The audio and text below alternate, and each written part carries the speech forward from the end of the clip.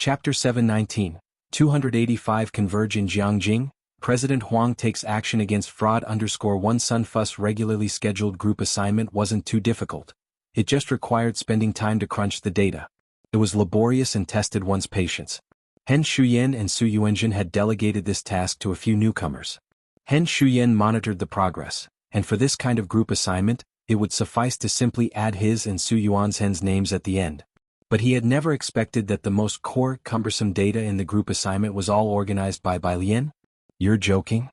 Hen Shuyan's expression darkened. Senior brother Hen, do you think I would joke about such a matter with you? Liang Wuyu shook her head. Hen Shuyan stopped talking. He truly couldn't understand how Bai Lian, who spent every day in the lab doing everything but her actual work, and who was always reading some papers, had found the time to handle such an immense volume of calculations. Bai Lian and Ning Xiao, each of them took at least 2 days of leave every week. Under such circumstances, not only did she handle her own data, but she also helped Tang Ming and Su Jiyue? Hen Shuyan didn't believe it, but he also knew that most of what Liang Wuyu said was probably true. From the beginning, he knew that the crowd, including Tang Ming and Ding Wenyang, was led by Bai Lian, who held absolute leadership among the newcomers. Today, both Hen Shuyan and Su Yuanjun meant to give Bai Lian a warning. But who knew that Bai Lian didn't care about the usual marks, and would leave whenever she said she would? Now that she had asked for leave, who would take over this most voluminous set of experimental data? Friday was the day of the regular meeting. Su Yuanzhen's face didn't look great either. After Liang Wuyu went out, she gave Hen Shuyan a glance. Junior brother Hen, it's normal to have some friction in the lab. Go and have a good talk with Bai Lian. Hen Shuyan of course wanted to get in touch. He was more anxious than anyone. He was graduating in the first half of next year, and he needed to obtain excellent evaluations, otherwise he would have to delay his graduation. He hadn't previously added Bai Lian's contact information, so he could only ask the other team members for her number and WeChat. He managed to get the number, but the call didn't go through, and there was no response on WeChat. In any case, with Bai Lian's departure, she was utterly unfindable in the lab. Hen Shuyan, who hadn't dealt with this group assignment for weeks, had no choice but to grit his teeth and burn the midnight oil to crunch the data. Sherman District. Bai Lian had already arrived at the hotel where Qiu Shuezhing and the others were staying. Sherman District is a tourist area, situated to the right of Xinjiang District. Qiu Shuezhing was communicating with the person in charge of this event. Having not seen each other for half a year, Jianghu was more composed than before, not as impetuous, gentle yet reserved. Just past this street is Cultural Square, where we were originally slated to rehearse every day. Under the gaze of cameras from 4 nations, the slightest stage fright could affect performance. As for ability, no one was worried. After all, he was the top scholar of the last year's cohort. And when it came to stage fright, the Calligraphy Association, along with Qiu Zizheng's side, was even less concerned about that. The hotel beside Cultural Square had been expropriated by the officials to accommodate all the friends who had arrived for this event. Jianghu took Bai Lian to a lounge in Xianxia, pulled open a drawer and handed over a document to Bai Lian. There's also this, from Brother Mao's friend who asked me to give it to you. Bai Lian reached out to take it. This was the order she had asked someone to investigate last time, held by Xiaoqi. Neurotoxins weren't common in the country, and Zhou Jin shouldered all responsibility for Su En's incident. Mao Kuan had also checked the source, and the Ren family was indeed uninvolved. But Ren Wangshuan's reaction to the order in Xiaoqi's hands was significant. Bai Lian still had someone look into it. 20 years ago, when the internet wasn't widespread, all transactions happened offline. Backter Street was intricate and complex, making the investigation of relationships troublesome. Bai Lian skimmed the paper and found some good news. They had found the supplier. She lowered her gaze and slowly folded the paper, then slouched lazily in the chair beside her. You came this time. You should be planning to stay for the exams before you leave, right? The examination locations for Jianghu University were fixed. Every year, very few students from other institutions dared to apply to Jianghu University. After the symposium, Jianghu would also be nearly ready for his postgraduate exams. Speaking of which, Su Wenyao was also taking the exams this year. Yes, Teacher Qiu asked me to prepare for the interviews in Jiangjing. Jianghu sat opposite her, picked up the Yixing teapot with practiced hands, brewed a cup of tea and then poured one for Bai Lian as well. Bai Lian reached out to take the teacup and tasted it with a relaxed and leisurely air. To convey culture to foreign guests, each room in the hotel had been equipped with unique Chinese teaware. Jianghu, under Qiu Zizheng's influence in Xianxia, had learned to do it properly and said after drinking a sip, This tea isn't as good as ours. As soon as Qiu Shuizheng came in, he heard Jianzhi's unabashed comments. He hung his overcoat on the left side, took a seat in the empty spot, and began detailing the developments of Xianxia Calligraphy Association over the past 6 months to Bai Lian.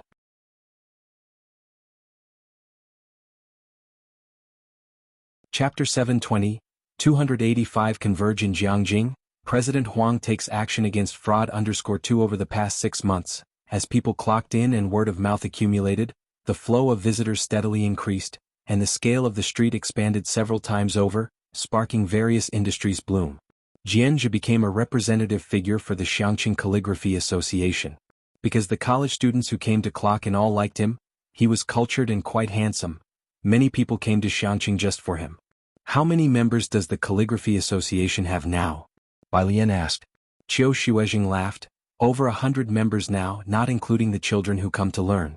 There are a lot of people, so I discussed with a few teachers and we increased the thresholds.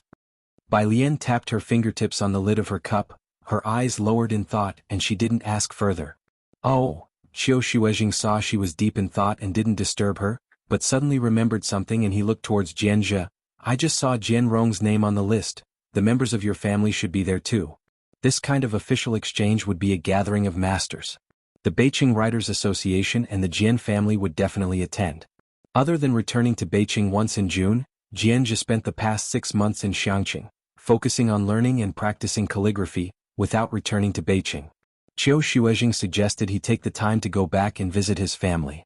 He'll go visit in a couple of days. Jianzhi topped up Qiu Zhizheng's tea. Find some time after the exchange meeting Ocean of Ink and Brush in a couple of days. We at the Xianxia Calligraphy Association will start to get busy, Qiu Shuizheng said leisurely as he drank his tea. Watching the neighboring martial arts gym and clinic flourish, Qiu Shuizheng had been worried. Now he could finally relax. After eating, they returned to Shanghai apartment. Bai Lian sat on the carpet in piano room 302. She didn't have group homework due for the plasma laboratory today, and she had taken the time to try out the composition from Director Jian that was blooming on the trees. Director Jian's composition was too stunning. Her fingers glided across the strings and she played it 2 or 3 times before stopping. It was no wonder this song was a hit. Both she and Director Jian were serious about it. At the weighty door of the piano room, Jianghu Lai held the door with one hand, papers from his group in his other, listening attentively. Bai Lian knew someone was behind her. After playing for the 3rd time, she slowly reached out to take off her prosthetic nails, turning to look at him with her usual laid-back expression. I took the day off today. She told Jianghu Lai about the laboratory.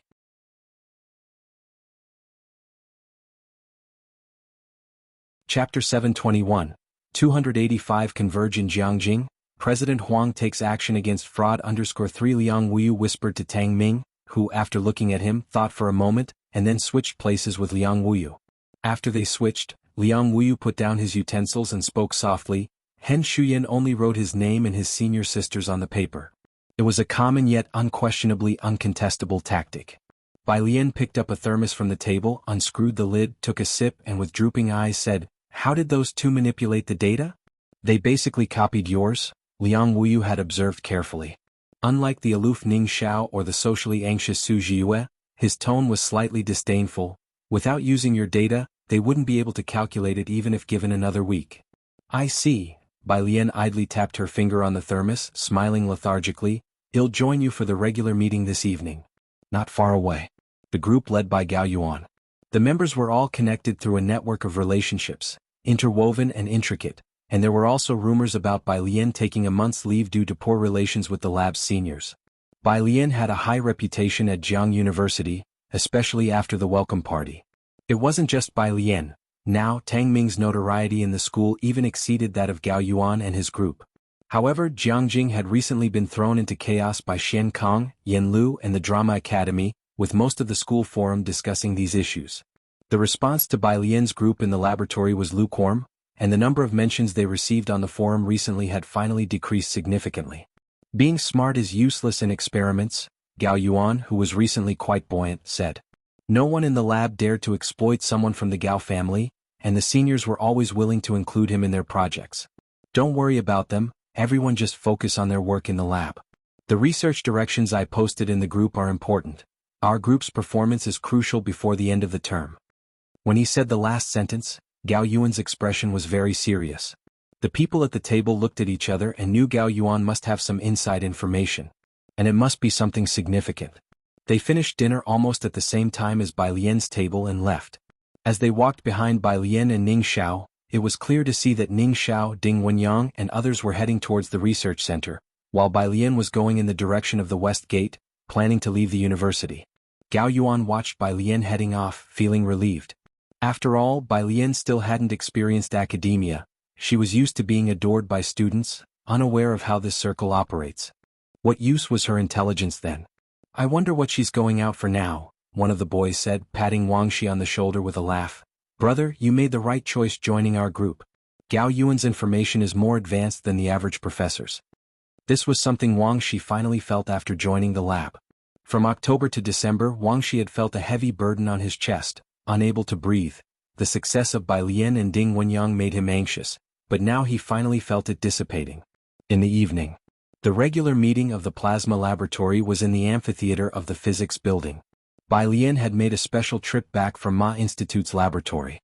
Lian's sister, over here. Tang Ming saved her a spot in the last row. Sun Fu brought a few doctoral students, not many, but together with the assistants and lab heads, and the new group including Ding Wenyang, there were still over 20 people in the amphitheater. Bai Lian was most familiar with Hen Shuyan. She rarely saw the others, but they were all quite polite in greeting her. Dean Huang, in the middle of the meeting, Huang Yushua entered and Sun Fu quickly got up. What brings you here? The second disciple of Ma Institute, a top figure in domestic quantum physics, Sun Fu was very respectful towards Dean Huang. Dean Huang, hands clasped behind his back, nodded slightly towards Sun Fu. I've come to listen in. His arrival injected enthusiasm among the present graduate students. The group led by Ding Wenyang was also curious. Only Bai Lian, seated in her place, casually flipped through a paper without looking up. Ding Wenyang was seated in front of her and turned back.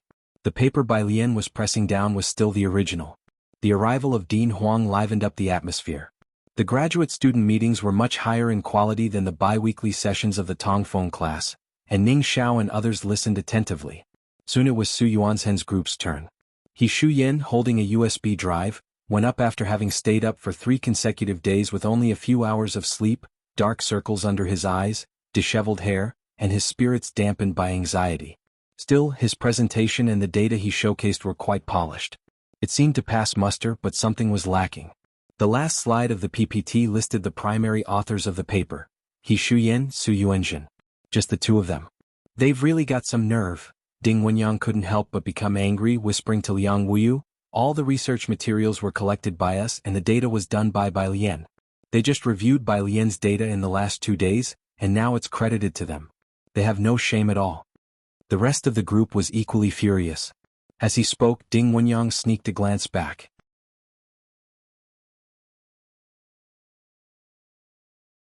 If you find any errors, ads pop up, ads redirect, broken links, non-standard content, etc. Please let us know reports so we can fix it as soon as possible. Chapter 722, 286 Outstanding Talents Emerge. First update. _1 Sun Fu looked at the 2 outstanding team members he had just praised, his face ashen. He first apologized to Dean Huang, then turned his head. The group assignment I gave you was to temper your temperaments. Go back and reflect properly for 2 weeks, and you two don't need to come during this time. Hen Shuyan and Su Yuanzhen's faces instantly turned white. Such incidents actually were not uncommon in the lab, but most people would not make it public. Unexpectedly, Dean Huang happened to visit today. Especially for Hen Shuyan, graduation was imminent, but now it wasn't just a matter of delaying graduation. It was about whether he could graduate smoothly afterwards. In the back row, Ding Wenyang was dumbstruck as he watched everything unfold. Dean Huang's office. When Bai Lian arrived, he was standing by the glass window, holding a lit cigarette in his hand. Sit. Dean Huang flicked the ash off his cigarette and sat down on the sofa beside him, his eyes somber. What are your thoughts on what happened today? Bai Lian took a seat, accepted the teacup handed over by the teaching assistant, and didn't speak. It's a normal occurrence. Where there are people, there are battles for fame and fortune. Dean Huang didn't expect her to say much. You will encounter more situations like this in the future. You had a senior who faced much tougher challenges than you. This path is not easy, especially for a woman. I hope you can stick to your original aspiration and keep moving forward. I know. Bai Lian held her teacup, her gaze looking out of the glass window. The snow had almost melted, leaving only the desolate tree leaves. Her eyes were as deep as still waters, her expression excessively indifferent. This freshly graduated junior sister from the ivory tower. The dean had initially thought she, like her teacher, was not familiar with the ways of the world. The incident today might have been too big a blow for her. But now, looking into her eyes, he suddenly felt that this junior sister was very different from what he had imagined. She seemed to have experienced much. As long as you know, Dean Huang chuckled, standing up, let's go. As for Professor Sun, he might submit a report tomorrow requesting your temporary removal from the team. We'll check out other labs tonight. It was 9 o'clock. He left his office door open and didn't keep Bai Lian for very long. Just a few minutes, he and the teaching assistant saw Bai Lian out. At the staircase, Tang Ming and Ding Wenyang's group were all huddled together, leaning against the edge. These students were full of life, talking softly while waiting for Bai Lian to come out.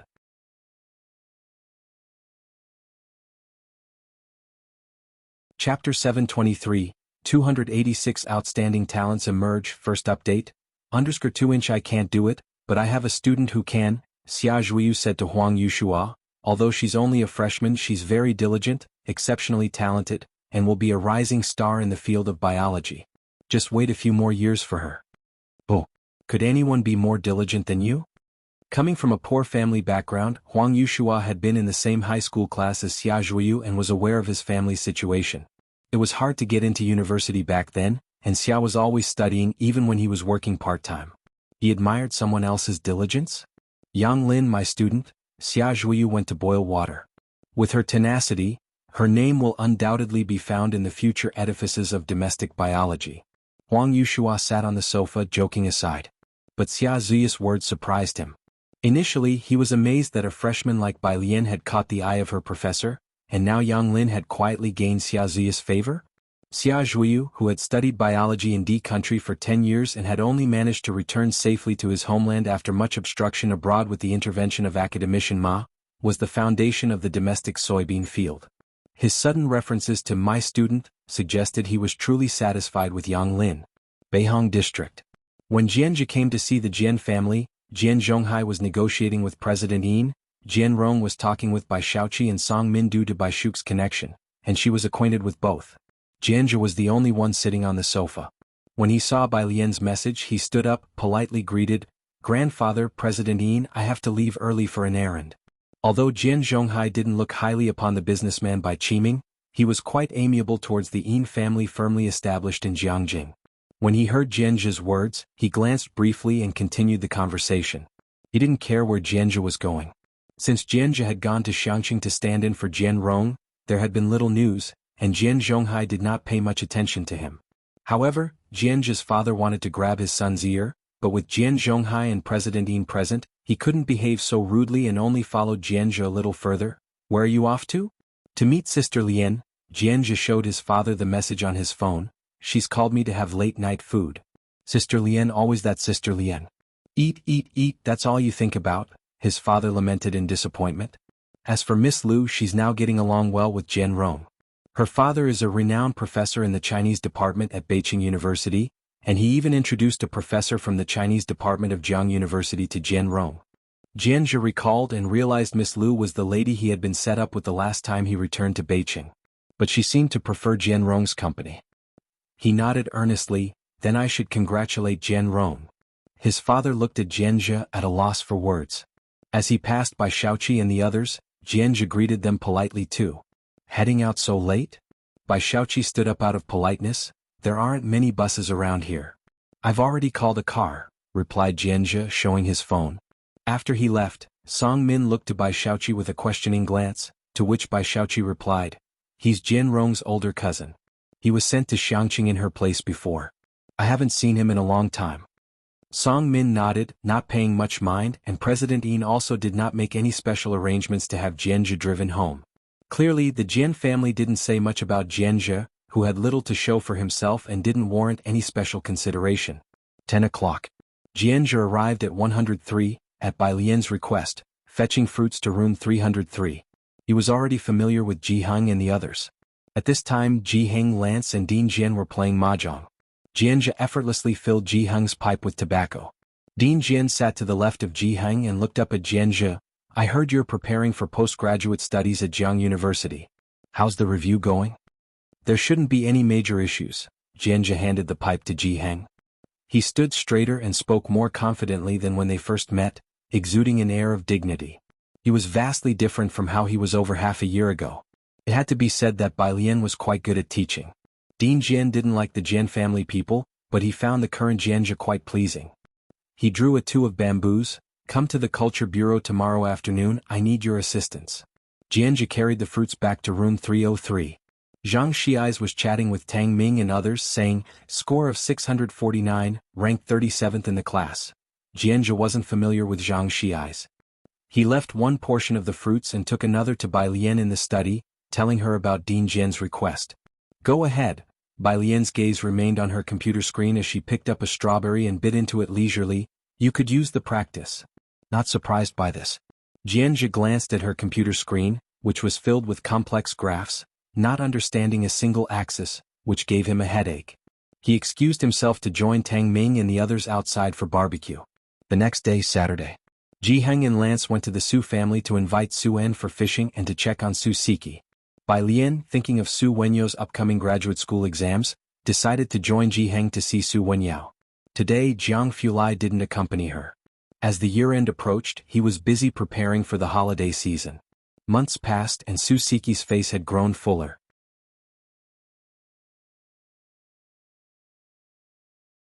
Chapter 724. Not so simple niece shocked members of the Jian family. Second update, under 1 inch sure.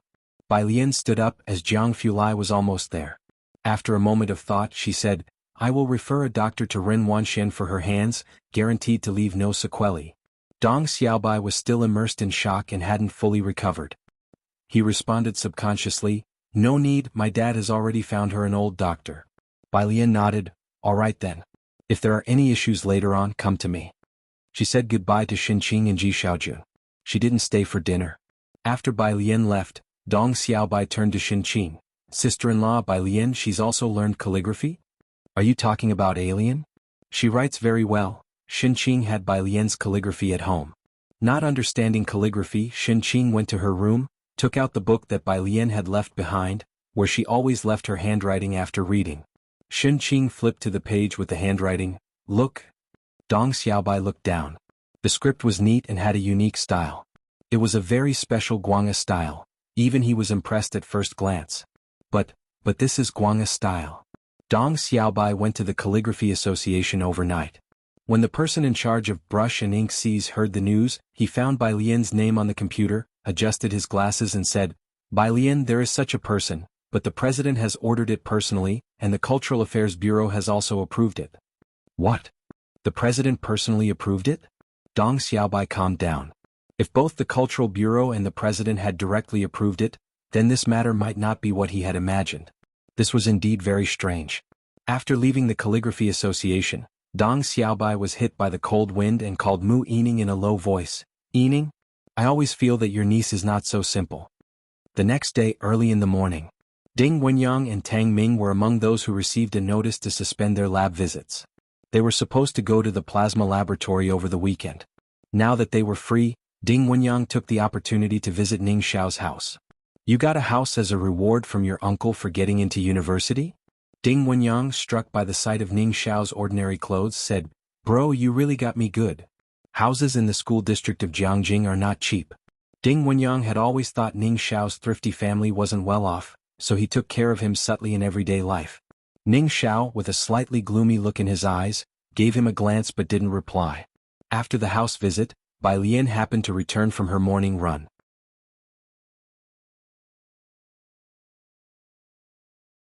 Chapter 725. Not so simple niece shocked members of the Jian family. Second update, _2 As soon as Jianxia saw Ning Xiao, he became respectfully solemn. These were all seniors who had been admitted to Jianghu University. Senior, follow me, there are volunteers with sleeve protectors behind. The dean of the Jian family was the main person in charge of this event. He didn't get along well with the Jian family, but Jianxia got along well with Bai Lian, and the dean liked what he saw in him. He even introduced Xianxia to a few people and distributed some tasks. Ding Wenyang followed the staff to the rest area on the left side of the square and fastened the sleeve protectors around his arms. It was only after Bai Lian and Xianxia had gone out that he tugged at Tang Ming's sleeve and whispered, "What kind of high-end event is this really? Can I handle it?" "I don't know either." Tang Ming adjusted his sleeve protectors, "but it should help us gain a lot of points, haha." Ding Wenyang. Sometimes he found Tang Ming's intelligence and sensitivity frightening, yet at other times he thought him to be excessively thick-skinned. The Jian family arrived early. Jian Zhonghai was not accustomed to this weather. He wore a thick coat as he stood at the red carpet entrance of Cultural Square, speaking with Jian Rong. "Did you manage to meet with Professor Feng?" Professor Feng was indeed the teacher Mr. Liu's daughter had introduced to him. Jian Rong shook his head. A professor from Jianghu University was always busy, which was understandable. Jian Zhonghai wasn't surprised. "When your second granduncle arrives, remember to greet him right away. He'll acknowledge you after all." "Grandfather, don't worry." As the Jian family was talking, Xianxia came their way with a girl and volunteers. Jian Rong recognized the girl at the front at a glance. Her face was slightly downcast. She wore a top with pipa sleeves, the cuffs tightly gathered. Below was a white pleated skirt, its base lightly colored, embroidered at the bottom with alternating lines of iridescent gold and blue thread, showcasing an elaborate pattern. On top were red chamomile flowers, with butterflies fluttering amongst them. A pure white cape was draped over her, interwoven with green grapevines. Sensing the gaze, she looked over lazily. Her beauty was fresh, and the cold winter sunlight illuminated her from behind, radiating a certain indescribable charm. Jian Rong was taken aback for a moment. Even though he had only seen her once, he recognized her as a contestant from last year's Lanting Awards in Jianghu, who also seemed to be from Xianxia. Jian Rong vaguely remembered that he had drawn a trip to Xianxia, but in the end, Xianxia went in his place. Upon seeing Jian Zhonghai and his father, Xianxia greeted them politely, "Grandfather, father." Jian Zhonghai looked at Xianxia and the group of unfamiliar volunteers accompanying him, then withdrew his gaze, not lingering any longer. "I asked you to come with your grandfather, but you didn't," Jian Rong's father whispered in his ear. "Now you're with these kids, later on just follow me. Your grandfather came here specifically for your second granduncle. Jian Rong is here too, and you can't be absent." Xianxia was just about to speak. Ahead, the person in charge of Cultural Square was leading several smartly dressed individuals their way, followed by a couple of reporters taking photos of the elderly among them, obviously important figures. Jian Zhonghai recognized one of them at first glance and quickly perked up, "Professor Feng." Jian Rong also shifted his gaze away from Bai Lian and went to greet Professor Feng. "Professor Feng, you are here today as well?" Professor Feng was a professor from the Chinese Literature Department at Jianghu University. Jian Rong's father, watching the mingling of the group, tugged at Xianxia's sleeve. "See that? That's Professor Feng. You should have met him originally. I'm here for the cultural exchange to broaden my horizons." Professor Feng squinted slightly as he noticed Jian Rong and then recognized him. "Ah, it's you, Jian Rong." Professor Feng could tell at a glance that he wasn't very familiar with Jian Zhonghai and Jian Rong. He stood on the side, waiting for the elderly man to finish his interview. He turned his head and spoke briefly to Jian Rong with little interest. When he turned his head, he saw a girl standing beside Xianxia, looking down at her phone. Professor Feng was astonished and quickly called out, "Bai student?" Bai Lian looked up in response. "It really is you, Bai student?" Professor Feng's eyes brightened as he walked over, now speaking warmly with Jian Rong. "Bai student, you know Jian Rong and the others?" "Indeed, look." Because Xianxia had greeted Jian Zhonghai, they were all standing close to each other. Professor Feng subconsciously thought they knew each other. "I don't know them," Bai Lian shook her head. "Don't know them?" Professor Feng didn't ask further, but instead looked up at Dean Shu, who was still being interviewed, and called out, "Dean, Bai student is here too." Professor Feng was one of Dean Shu's teaching assistants, and Bai Lian had met her in the office before. Bai Lian also recognized Professor Feng and, looking up again, saw Dean Shu declining the reporter's interview and walking over. He was dressed in a dark blue long gown, a wise and gentle elder. His temperament clearly distinguished him from others. "Dean Shu," Bai Lian gripped her phone, also somewhat surprised to see him there. "You're here too?" "Yes, the Cultural Bureau asked me to oversee the event." Seeing Bai Lian, Dean Shu was also pleased, his face much kinder. "Let's go in and talk."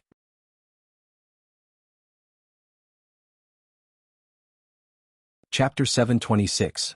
288 The most untouchable person in Jianghu _1 Xianxia was never a standout among the Jian family's young generation.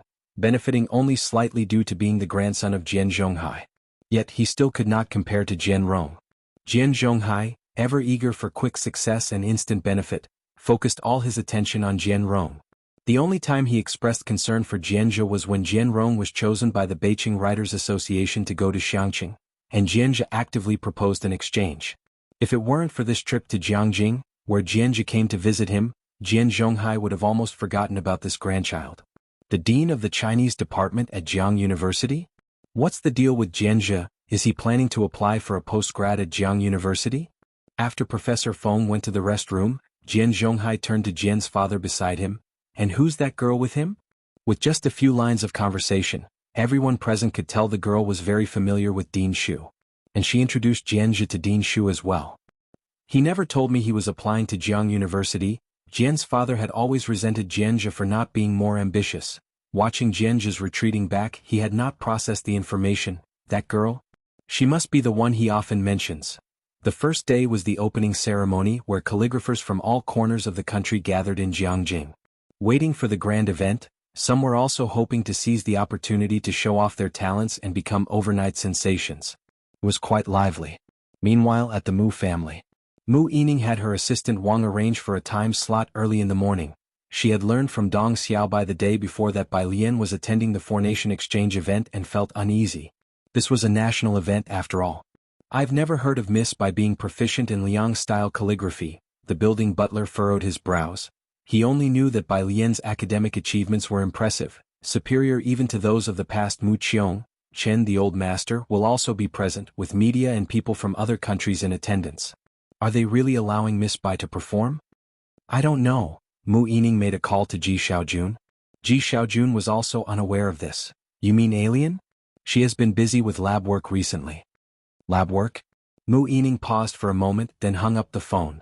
Miss Bai went to the lab this early? The building butler was startled, then remembered something. I heard from the son-in-law before that Miss Ren practices calligraphy every day, and she is personally coached by people from the Calligraphy Association and Old Master Dong.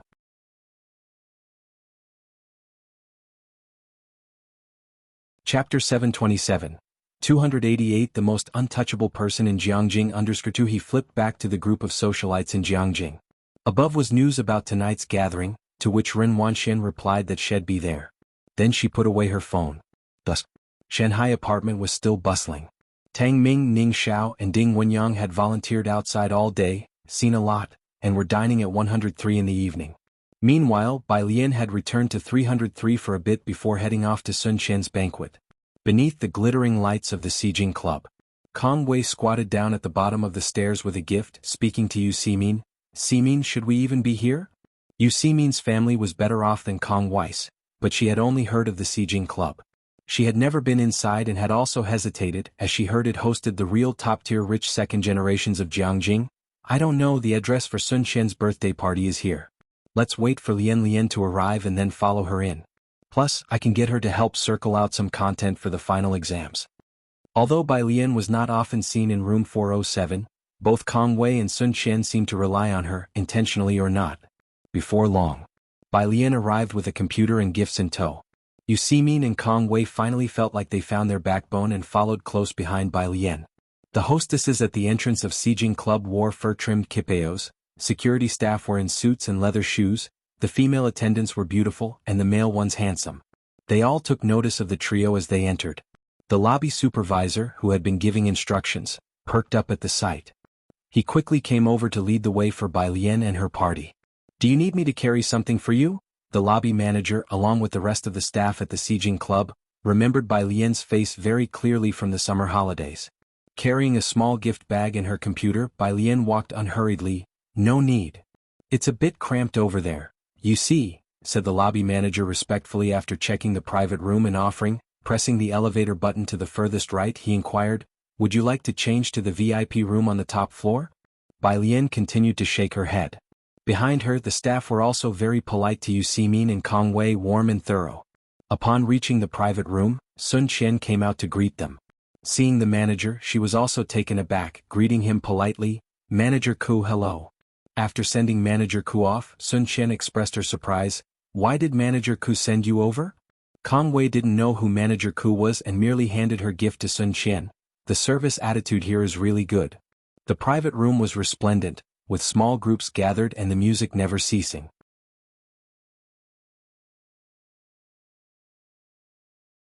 Chapter 728, 288 The most untouchable person in Jianghu 3 Yes, even students at Jianghu University are afraid of failing a class. Sun Qian coldly asked Kong Wei to send it to her. At that moment, someone pushed open the door of the private room again. This time, it was a young woman who pushed open the door, wearing a beige cheongsam and a black coat over it. As soon as she entered, the young masters and Mrs. present were taken aback, then all stood up. Even Sun Qian, who was sitting next to Bai Lian and others, stood up and walked to the door. Second Miss. Su Jini glanced indifferently around the room, her gaze pausing slightly on Bai Lian. The young woman's traditional clothing and overly delicate face caught her attention for a moment, but just for a moment. I was upstairs just now and heard your brother mention that it's your birthday today, so I specially came to congratulate you. Su Jini handed the gift she was holding to Sun Qian. Thank you, Second Miss, Sun Qian replied with great respect. Su Jini had little to talk about with the group downstairs, so after handing the gift to Sun Qian, she left. After she left, some of the socialites and young masters let out a sigh of relief and started discussing quietly. Ren Wanxian also lowered her voice to inquire, that Second Miss is Su Jini, the Sun family's second young miss. In our circle, you can offend anyone but not her, a male student beside Ren Wanxian explained. Is that so? Ren Wanxian withdrew her gaze in a trance.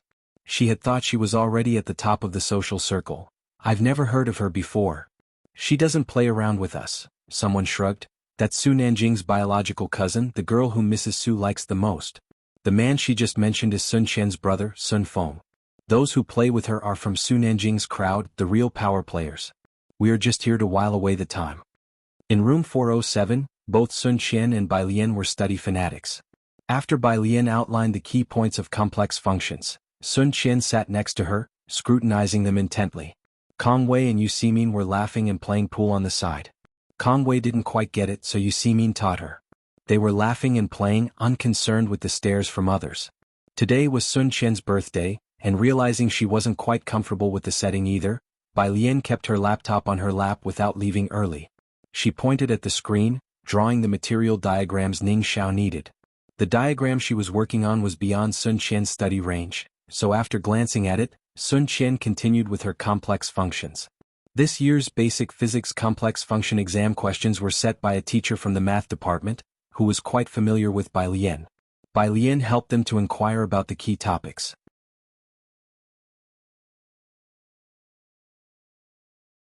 Chapter 729, 289 The old ancestor leading their cause returns, second update, _1 Bai Lian nodded, saying unhurriedly, right.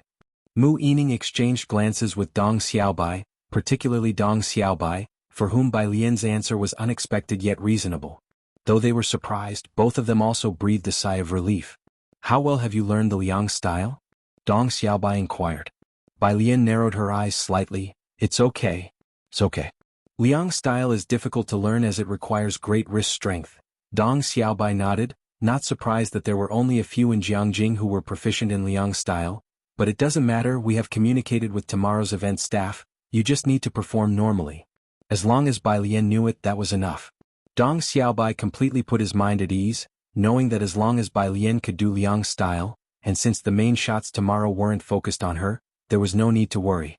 After Bai Lian went upstairs, he made a call to Elder Dong. The next day, Cultural Square. Dong Xiaobai kindly brought Ren Wanxian along. Ren Wangshuan's hand was bandaged in plaster, her complexion pale, and Dong Chuan accompanied her. Dong Xiaobai introduced her to a young woman. Wanxian, this is Yajun, whom I've mentioned to you. She is currently the #1 in Liang style at the Calligraphy Association, personally taught by the former president.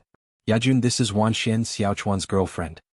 Su Yajun glanced over Ren Wanxian and nodded with a smile. Hello, I'm Su Yajun. Ren Wanxian looked at Su Yajun. In fact, they had met last year in Xianxia. But back then she wasn't important enough to catch Su Yajun's attention, and Su Yajun didn't even remember her. She was now only wondering if Su Yajun had any relation to Su Jini from last night since they shared the same surname. Hello. Su Yajun didn't remember, but Ren Wanxian wouldn't bring it up either. Su Yajun seemed to be in a rush, exchanged hasty greetings and then left. After Su Yajun had gone, Dong Xiaobai then said to Ren Wanxian, "Surprised that I specifically introduced Miss Su to you? Please tell me." Su Yajun comes from an average background, used to live in the suburbs and now resides in Guangyuan district. But that's not important, Dong Chuan, still looking where Su Yajun had left, explained on behalf of Dong Xiaobai. What's important is her other identity as a student of the president of the Calligraphy Association. She's young and without any surprises, she should be the next president of the Calligraphy Association. And the current president of the Calligraphy Association is a trusted confidant of the Chen family's patriarch. The president of the Calligraphy Association practices Liang-style calligraphy and is the sect leader of the Gujing schools, who first became famous because of the White Robe Journey. Both masters have a special relationship with the Chen family's patriarch. Actually, seeing the trends of the recent years, one knows why Liang style has become so prevalent. It's all pushed by the Chen family from behind. The Chen family is a grand clan with 1,000 years of legacy, numerous family members, leaders in politics, elites in scientific research, magnates in commerce. They have a presence in almost every field.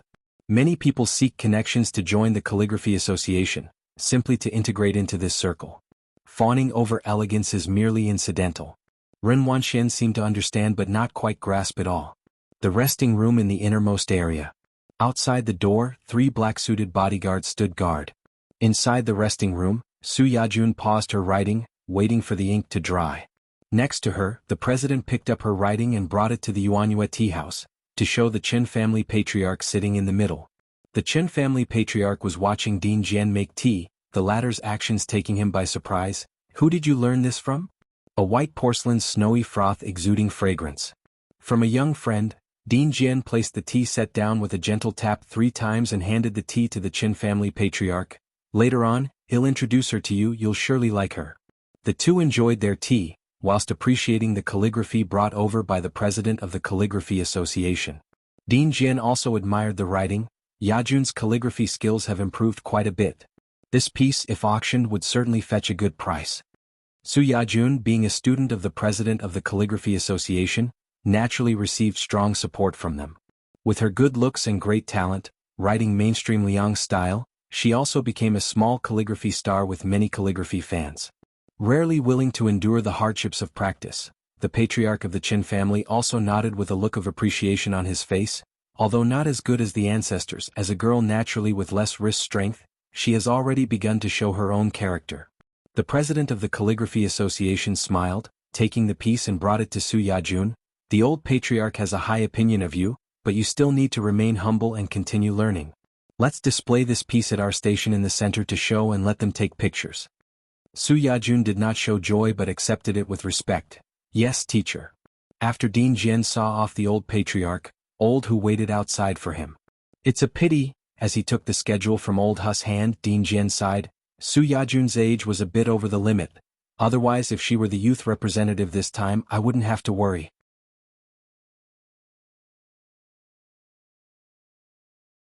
Chapter 730, 289. The old ancestor leading their cause returns. Second update.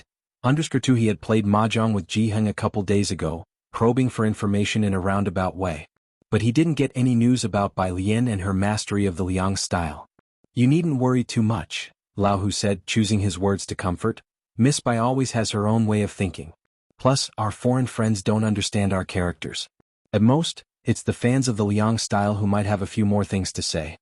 Director Jian also considered that Bai Lian was not a person to act impulsively, especially because he had been wondering for a long time whether Bai Lian could use the spear. So could she possibly master the Liang-style calligraphy? That's why he didn't reject her when he first saw Bai Lian's name. The immense indoor plaza of Cultural Square. The floor inside the plaza was entirely covered with a red carpet, hosting countless small exhibition stands for calligraphy and paintings, and the central sunken stage area was where the opening ceremony would take place. All around the stage, fresh peonies and plum blossoms were set up, with pink and red peonies blooming in a gorgeous display of cold elegance and nobility. There were journalists packed on both sides. Only 4 rows of seating, 10 in each row, were for foreign guests and VIPs. Of the Beijing Writers Association, only Zhou Wennan had the privilege to sit in the back row to spectate, while other Beijing folks like the journalists stood around the perimeter. The Jian family members naturally did the same. But the Jian family members with their sharp eyes spotted a young man sitting next to Zhou Wennan in the back row. "Master," the old man who followed Jian Zhonghai whispered in shock, "how is young Master Jianxia sitting there?"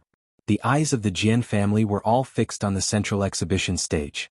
At the old man's mention, they then noticed that the label stuck behind the first seat from the left in the back row bore just 2 characters, Jianxia. From the beginning with Director Xu to the present, the Jian family members were becoming desperately curious to know why this was happening. To be seated here, one must be a master in the field of calligraphy, or someone with significant influence among calligraphers. Jianxia, he had no relation to any of this, right? Old Master Chen was seated in the center of the first row, with orderly media taking photos and filming the entire event. Bodyguards stood at the sides of the first row. Outside the cordon, police with weapons were maintaining order. With Old Master Chen personally attending today, the number of reporters coming and going was double that of yesterday. Backstage, the green room was heated. Bai Lian took off her overcoat, wearing only a white dress with tea-colored flowers.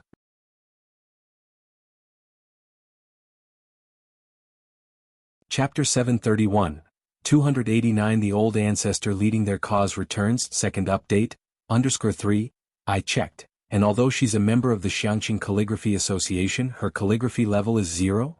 The Sino-Japanese Korean cultural exchange wasn't very popular, and the official live broadcast room only had a few tens of thousands of enthusiasts online, but due to Bai Lian's high popularity last time, many people clicked directly into the stream.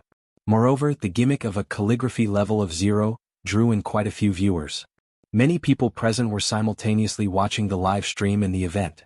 Mu Yining noticed that the camera was almost always on Bai Lian, with only occasional glimpses of Kai Xan. A few young people studying calligraphy nearby also received this news. Mu Yining paused. She hasn't passed any level tests? Hadn't Bai Lian claimed her calligraphy was decent? Of course that wasn't the issue now. Mu Yining looked at Dong Xiaobai. Didn't you talk to Minister Kai about this? Why is the camera always on alien? Dong Xiaobai also found it odd. He took out his phone, even more anxious than Mu Yining. Don't worry, he'll ask. If there was a mistake at this conference, the Dong family would be the first to bear the brunt. They might even fade out of this circle in the future. Dong Xiaobai was already regretting why he had introduced Ren Wanxian in the first place. But no one answered Minister Kai's phone calls. Both Dong Xiaobai and Mu Yining were clever people. Seeing that nobody answered Minister Kai's calls, they pretty much understood why. Dong Xiaobai felt a cold sweat on his back. Backstage, Minister Kai turned off his cell phone and tossed it aside. He slowly pulled out a cigarette, speaking leisurely, "Keep the cameras on this Bai Lian." Not giving Master Kai the spotlight? The staff member was startled. Minister Kai lit his cigarette, the smoke curling. "No need. Well, give Kai Zin's writing a shot after she finishes writing. Our Kai Xn doesn't care about these things." "You're really generous," the staff member said earnestly. After all, the Sino-Japanese Korean cultural exchange was the fastest way to gain fame. Minister Kai flicked the ash from his cigarette, smiling subtly. Dong Xiaobai was so anxious, calling him, inviting him to meals, all to cover up Bai Lian's abilities. He hadn't really done anything except direct the cameras a bit. After all, the representation of the youth was solely taken over by the Dong family, and if there were to be any problems, they would ultimately be traced back to them. He and Dong Xiaobai were rivals. In order to bring Dong Xiaobai down, Minister Kai didn't even save face for Mu Yining this time. There were sacrifices to be made, and they spared no effort.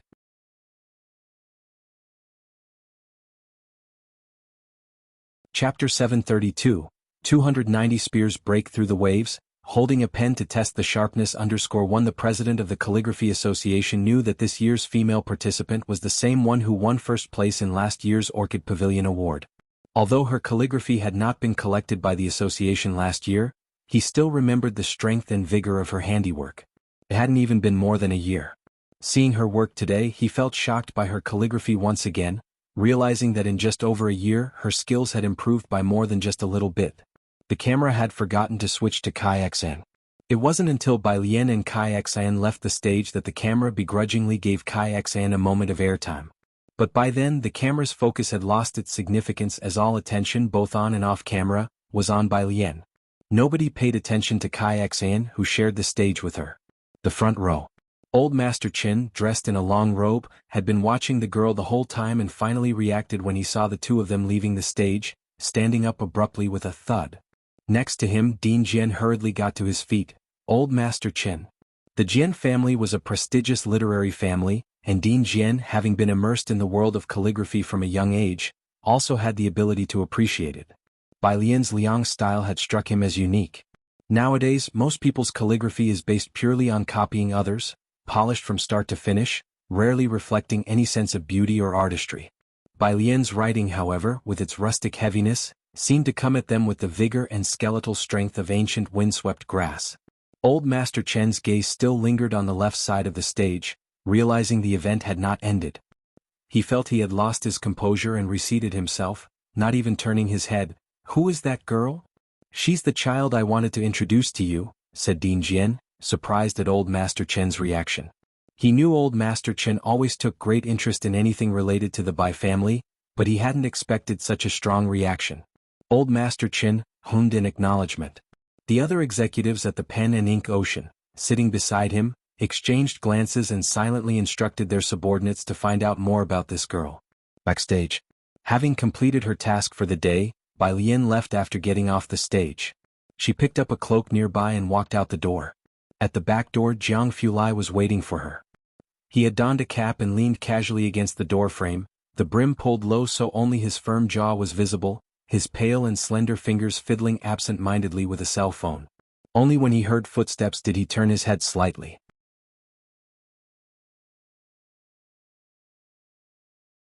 Chapter 733, 290 spears pierced through the wind and waves, holding a pen to test the sharpness understood, but today she heard something shocking in Dong Xiaobai's tone. "I didn't hear Xiaojun and the others mention it." Dong Xiaobai's reaction meant that Bai Lian hadn't made any mistakes this time, which allowed Mu Yining to breathe a sigh of relief. "Then Minister Kai," she narrowed her eyes slightly. The Mu family was keeping a low profile these days, not actively provoking anyone, but not afraid of trouble either. Minister Kai could refuse, but that might prompt Mu Yining to approach someone else. However, after agreeing and then creating obstacles when the program was truly underway, Mu Yining wouldn't let it go just like that. Beside them, Dong Chuan was also very surprised. After having dinner at the Mu family's home last time, he had heard Dong Xiaobai mentioning Bai Lian. At that time he knew that Bai Lian was an outstanding student at Jianghu University. However, it was only today that he found out she was also skilled in calligraphy. Before he could react, a member of the Calligraphy Association came over. "Mr. Dong, the president is looking for you." "The president?" Dong Xiaobai gathered his thoughts. "He's looking for me at this time?" Despite his confusion, Dong Xiaobai told Mu Yining to take Dong Chuan and Ren Wanxian out for a stroll while he went to the back lounge to meet the president. The lounge. When Dong Xiaobai arrived, the president of the Calligraphy Association was standing respectfully on one side, with Minister Kai and others present. The atmosphere was very quiet. Only an elderly man was sitting in the chair at the center. As soon as Dong Xiaobai entered the lounge, he felt the solemn atmosphere and quickly bowed respectfully, greeting, "Elder Chen." Elder Chen lifted his eyes to ask for his name and his position in the Calligraphy Association. After a few questions he finally said, "Is Bai Lian someone your Dong family recommended?" "She is also my niece," Dong Xiaobai said. "Niece, ah, good, very good. At such a young age to have such strength, to have such." Elder Chen looked at him, his gaze much more amiable. "You all have done an excellent job this time." The president of the Calligraphy Association then smiled and spoke up. "Not only that, she herself has brought a lot of attention. It's been less than an hour since the event, and the internet is full of her short video clips. We've decided to frame her calligraphy and set up a separate booth for her in the center to attract more young visitors to the exhibition." In the room, everyone realized that the organizers greatly appreciated Bai Lian. Of course, among the younger members of the Calligraphy Association, no one else could compare to her. A group of people were discussing enthusiastically.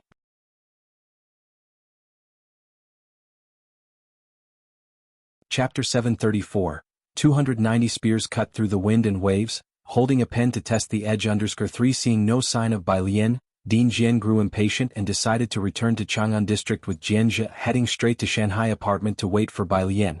After all, the guzheng, the long spear, the Liang-style calligraphy. Dean Jian reflected on the past events. Even the old Mr. Chen did not wait any longer. Together, the two of them exited the main entrance. Outside.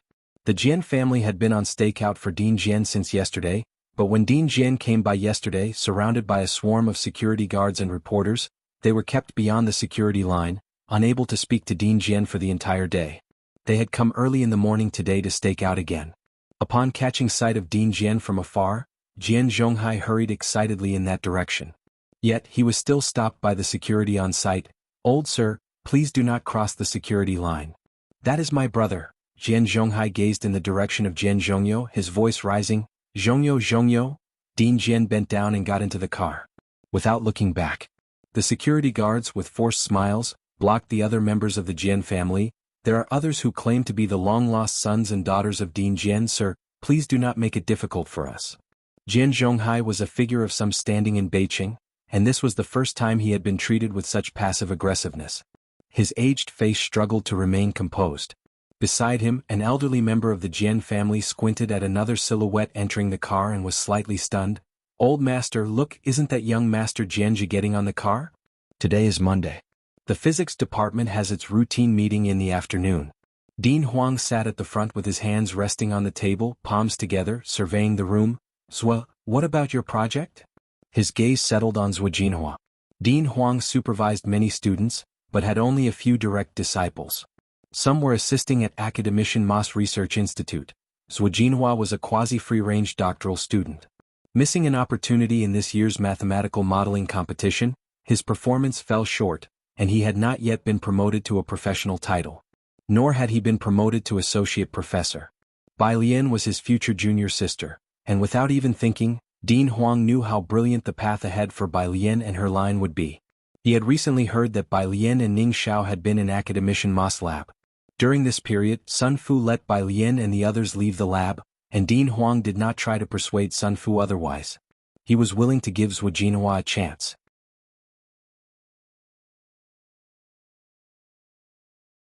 Chapter 735. 290 spears tear through the wind and waves. Holding a pen to test the blade _4, Bai Lian pressed the button on her phone to return a call to Dean Huang. "I haven't decided which lab specifically," said Dean Huang, who wasn't in a rush. "Why don't you directly go to the teacher's lab? You would definitely like that." Dean Huang understood his mentor. Ever since Jianghu he was 6 years old, Academician Ma had wanted to lure him into the lab. "It's not the time yet," Bai Lian replied. Dean Huang thought that made sense. "Then I'll make a list for you tonight. You can take a look and find one that you think is suitable." He hoped that this time he could find a research center with a better atmosphere for Bai Lian. After hanging up, Bai Lian went downstairs. Ming Dongheng was waiting for her downstairs, and once he confirmed that Bai Lian was going to the restaurant in Cultural Square, he drove straight there. The hotel near Cultural Square was where Zhou Wennan and Xiu Xuezhing were, and with Zhou Wennan being the vice president of the Beijing Calligraphy Association and quite familiar with Bai Lian, he always took special care of the Xianxia Calligraphy Association. As soon as Bai Lian got out of the car, she felt that someone was watching her, secretly taking pictures. But because Ming Dongheng was following her, no one dared to approach. This feeling, after the welcome meeting as well, made her raise an eyebrow. Meanwhile, the Dong family. Old Master Dong didn't go out today and was worried about the exhibition.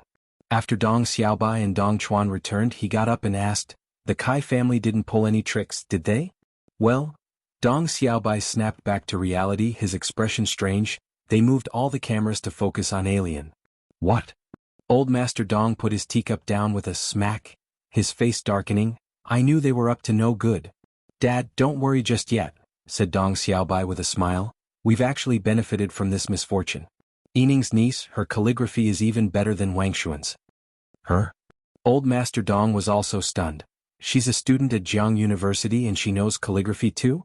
"Yeah," Dong Xiaobai said softly, "even better than Su Yajun." As Su Yajun was considered a benchmark among female practitioners in the industry, Old Master Dong almost gasped. "Why have I never heard her name? Who is her mentor?" Dong Chuan, who was casually listening to their conversation, opened WeChat intending to ask Ren Wanxian but then noticed a push notification for a short video. It clearly read, "Ink and C Calligraphy Exchange by Lian." He paused for a moment, then clicked on it. Bai Lian had been a sensation on the internet before. Once the official live stream of the Ink and C event was released, many netizens recognized her.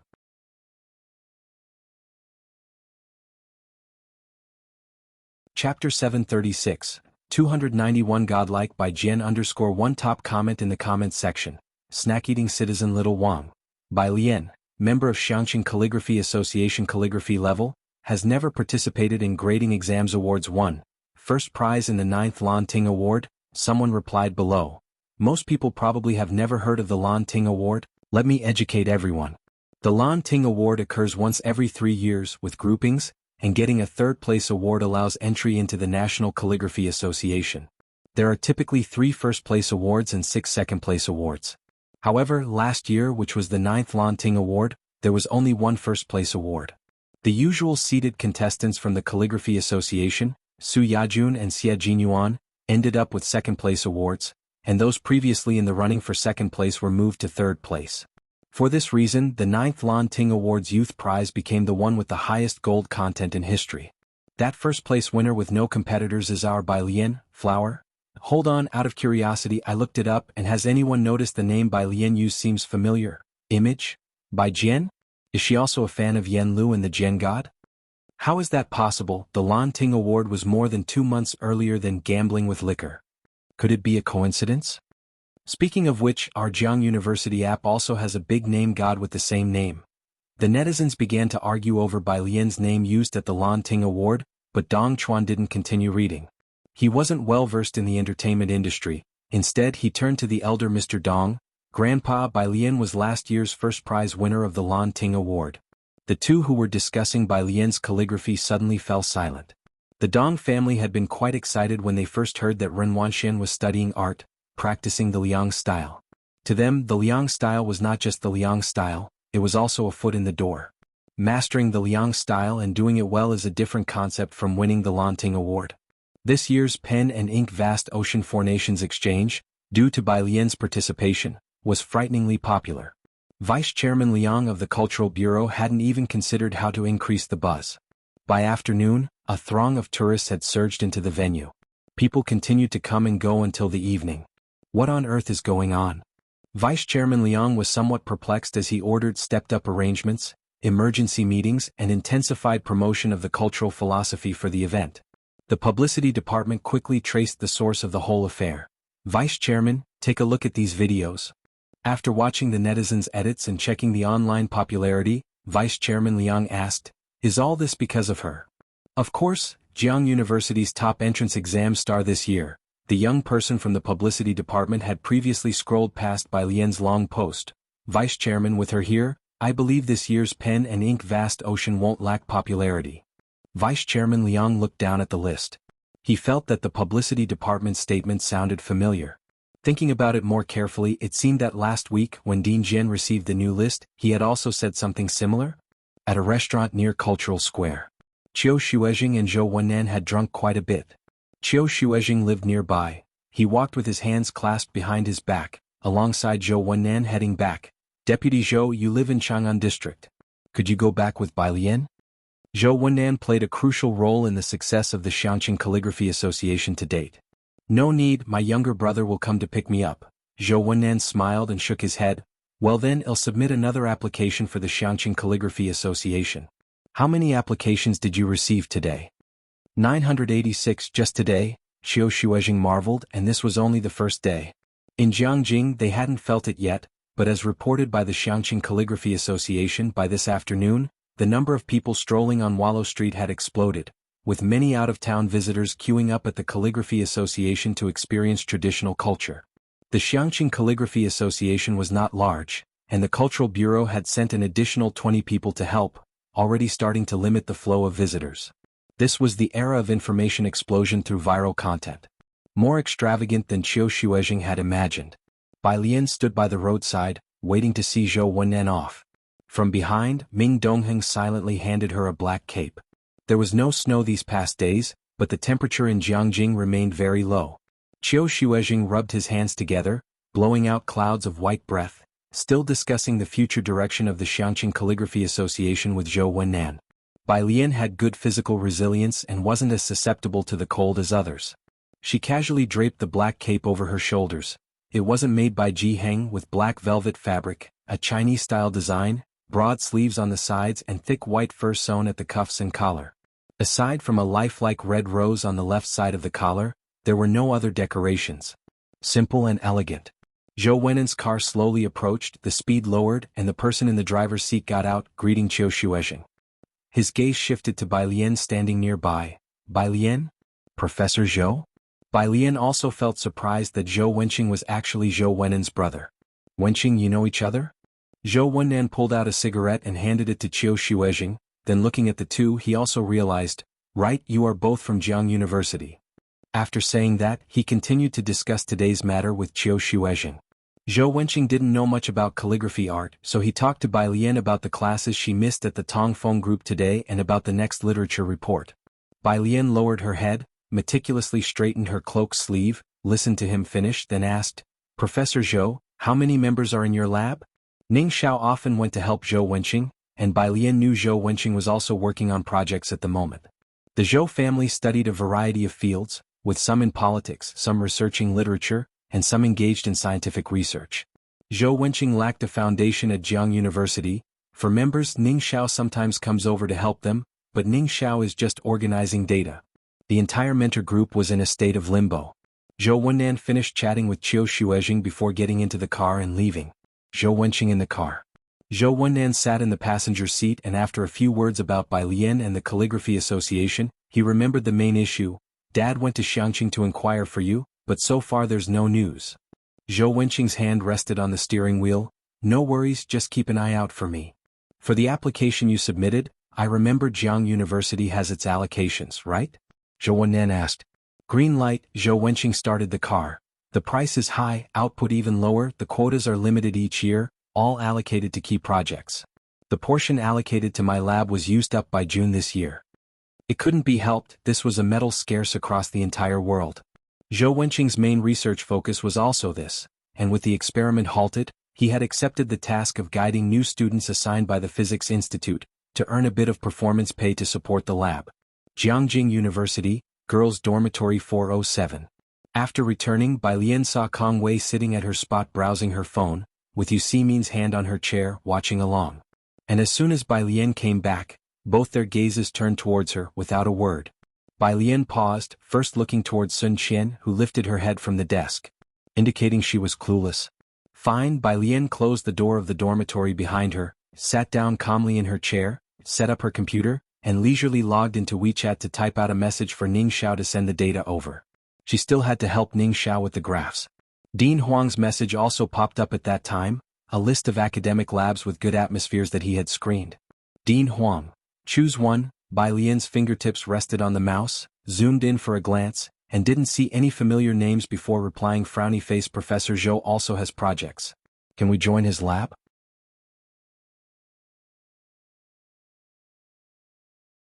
Chapter 737.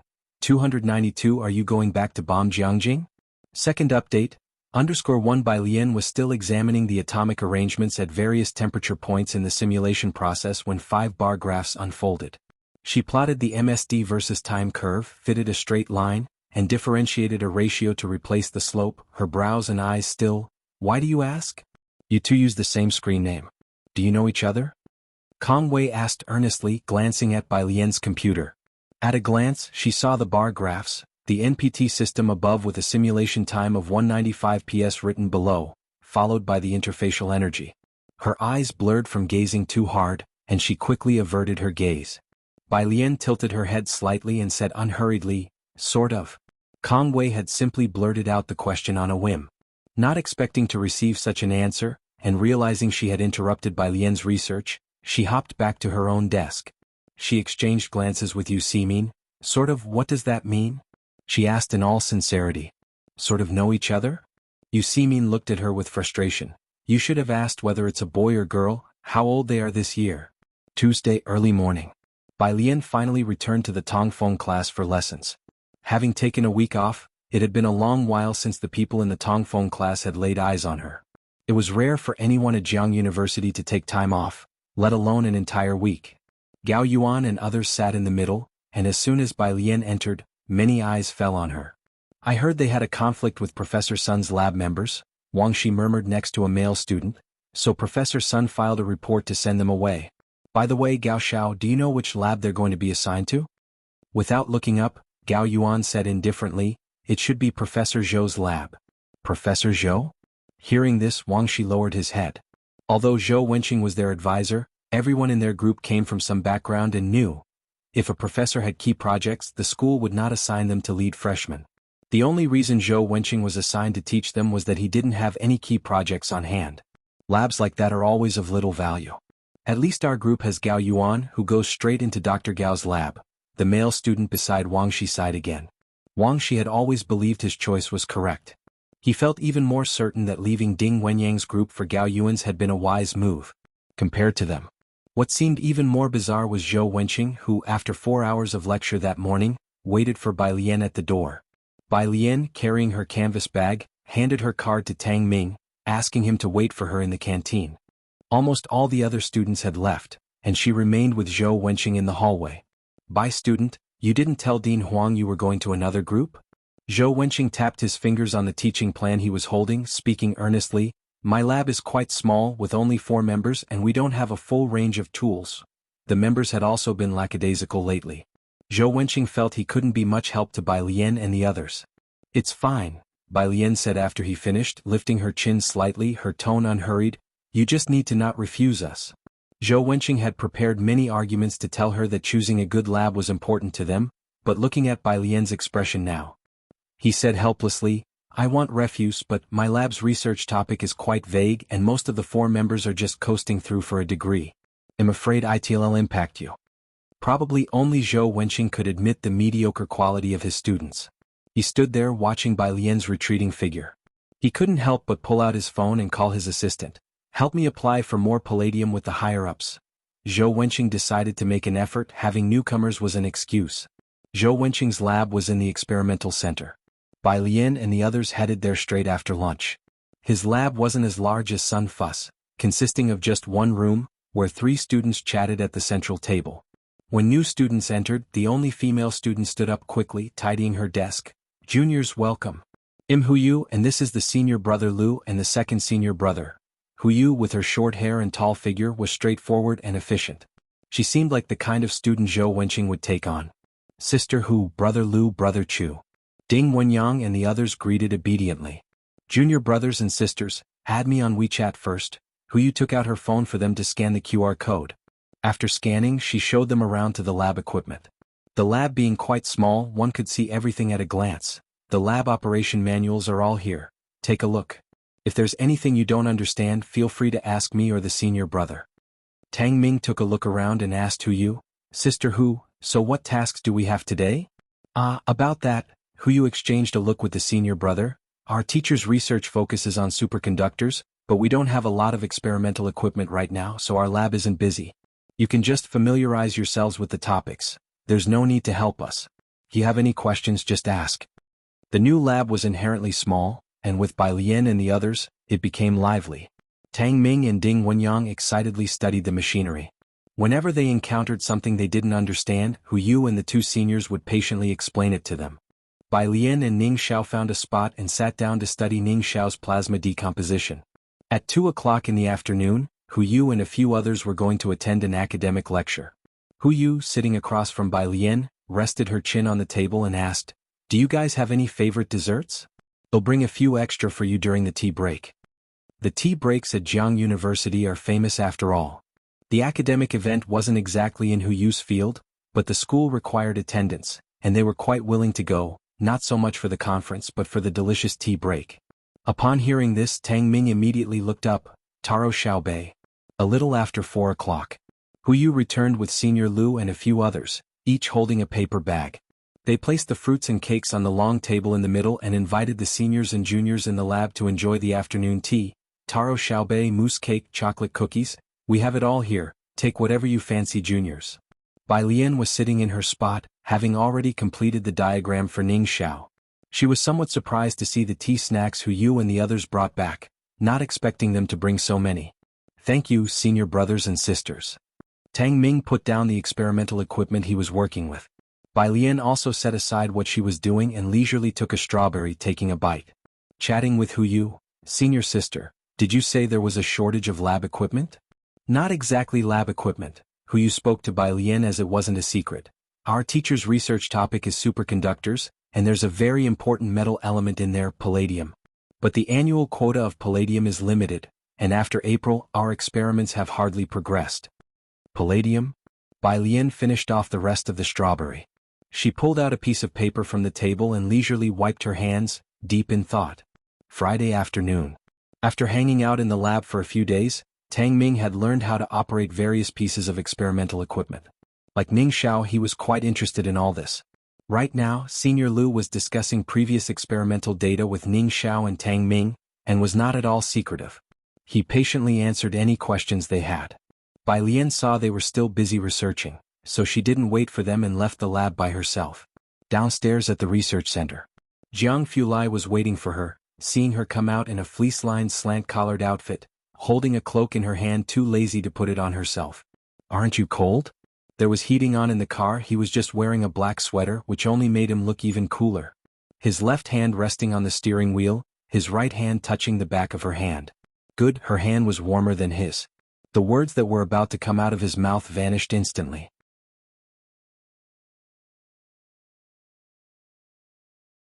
Chapter 738, 293 is so much like our ancestor. _1 Shanghai apartment style. After Bai Lian sent out a message, she casually took the wilted roses from the vase as Xiaowu and Mao Kuan arrived. Sun Chun didn't come? Bai Lian pulled out a chair to sit down, leaning back, the dry roses carelessly held in her hand as she idly fiddled with the stems. Xiaoqi showed her the recent business project update. She's at the new store in Shermen district. When Sun Chun first came to Jianghu, she liked visiting Bai Lian's place quite often, adding various things to it, but in recent months she hasn't shown much interest in coming to Shanghai apartment. She also frequented bars less often. Her preference shifted to visiting the business project and occasionally learning some traditional Chinese medicine from Hen Jiwei. A branch office in Shermen district had just opened, and since Xiaoqi and the rest were preoccupied, Sun Chun temporarily ceased her work in Yunxiao district and lately had been spending most of her time in Shermen district, to the point that Xiaoqi hardly saw her. Mao Kuan had Xiaowu follow her, so there was no worry about her encountering any danger. Bai Lian perused the summary report that Xiaoqi had given her, most of which she could hardly understand, but she still got a general idea of the business' recent situation.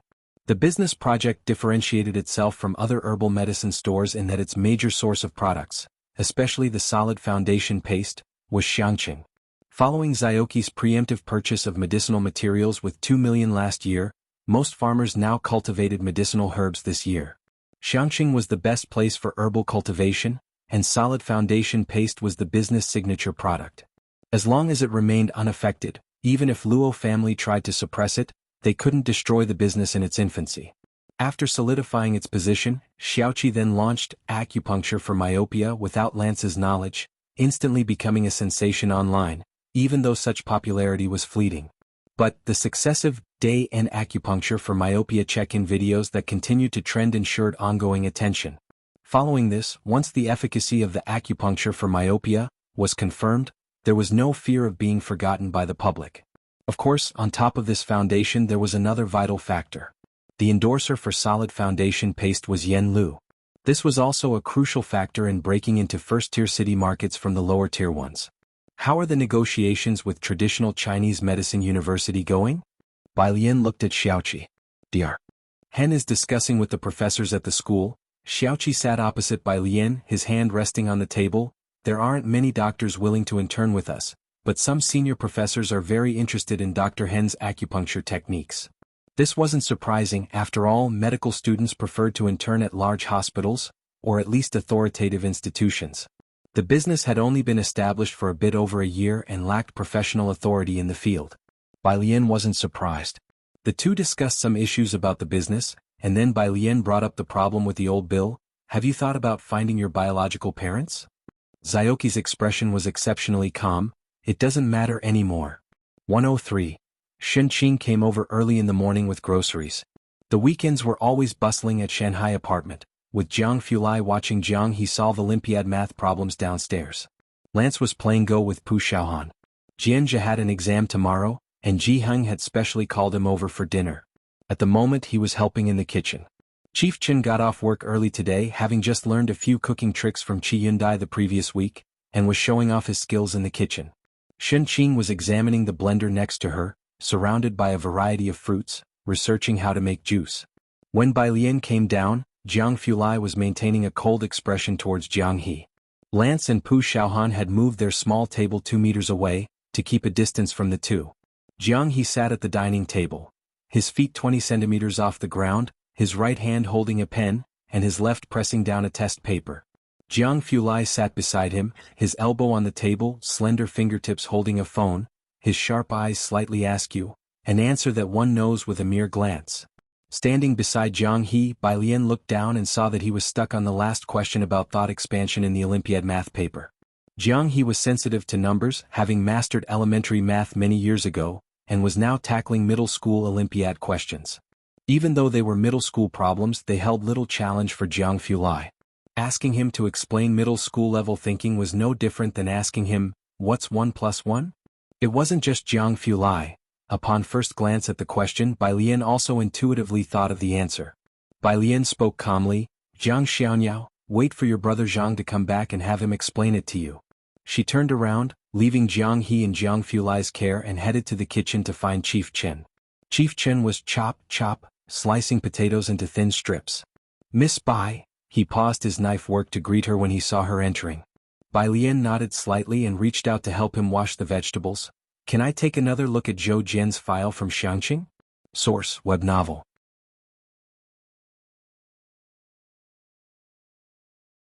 Chapter 739, 293 is so much like our ancestor. _2 The transaction records from Bakhtur Street have come through, listing Zhou Jian as one of the tradespeople. It's hard to account for transactions from over a decade ago, but because Zhou Jian frequently dealt with buyers, he remembers clearly that one of the buyers was Zhou Jian. Zhou Jian. It took Director Chen a while to recall who this person was. Zhou Jian, the man who nearly caused Su En to suffer brain death, Ren Chen's secretary. Zhou Jian's file is at the Xianxia branch, said Director Chen, who was also promoted straight to Jianghu from Xianxia. A lot of people in Xianxia remembered his kindness. He'll ask them to find the file and scan it over tonight, and find a time for Sun Fei to take you directly to the system at the Yunxiao branch. It's not advisable to send internal materials from Xianxia over carelessly. Gao family study room. Gao Yi was talking to Mu Yujun. You haven't seen her yet? Mu Yujun placed the teacup beside him. She hasn't returned to the Mu family, let alone me. Even Yining seldom sees her. Forget it, no need to bother. Gao Yi said no more and took the teacup, lowering his gaze to take a sip of tea. After she had left, Gao Yi turned to Gao Zhechen. You know that Professor Ma's laboratory is looking for an undergraduate, right? This could be a breakthrough for Gao Yuan. Dad, don't worry, I'm guiding my cousin in the core research, Gao Zhechen said, with his whole team now working for Gao Yuan. This year, both Liang Wuyu and Bai Lian are strong competitors. Which team are they in now? Zhou Wenqing's team. I checked.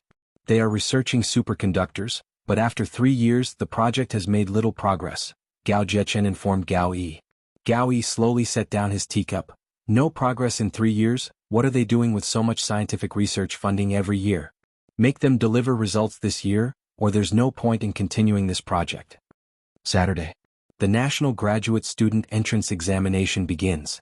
This year, Su Wenyao and Jianzhi are both participating in the big test.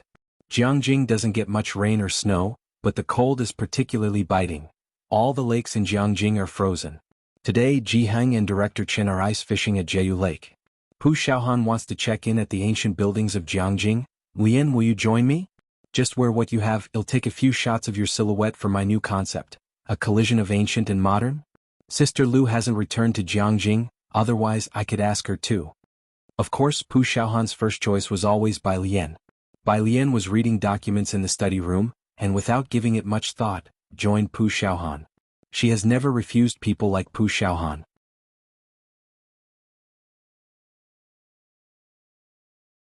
Chapter 740, 293 is so much like our ancestor. _3 When Bai Zhongyu died, like Bai Li, he left no body behind. Lady Bai erected a cenotaph for him, so the grave was not large and it was fenced off by people from the tourist area. Bai Lian followed behind Pu Xiaohan, looking at the cenotaph here. The previous group had just finished paying homage to Bai Zhongyu. There were many things stuffed in front of Bai Zongyi's tomb by young people, including short swords, toy guns, newspapers, as well as chocolates and lollipops. There was also a bunch of poppies, the Bai family's representative bouquet, parked to the side. After paying her respects, Pu Xiaohan saw that Bai Lian was still standing in front of the tomb. Thinking it was Bai Lian's first visit, she did not disturb her and spoke with the people managing the cemetery instead. asking how often they cleared the offerings. Bai Lian, holding a lit incense stick, looked at the numbers carved on the headstone before speaking.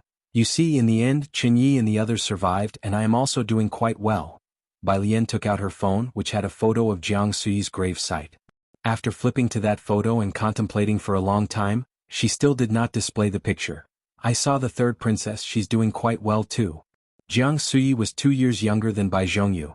When she was younger, due to poor health, she was sent by Emperor Jiang to Bai Li to learn spear fighting for a while, and she had known Bai Zhongyu since childhood.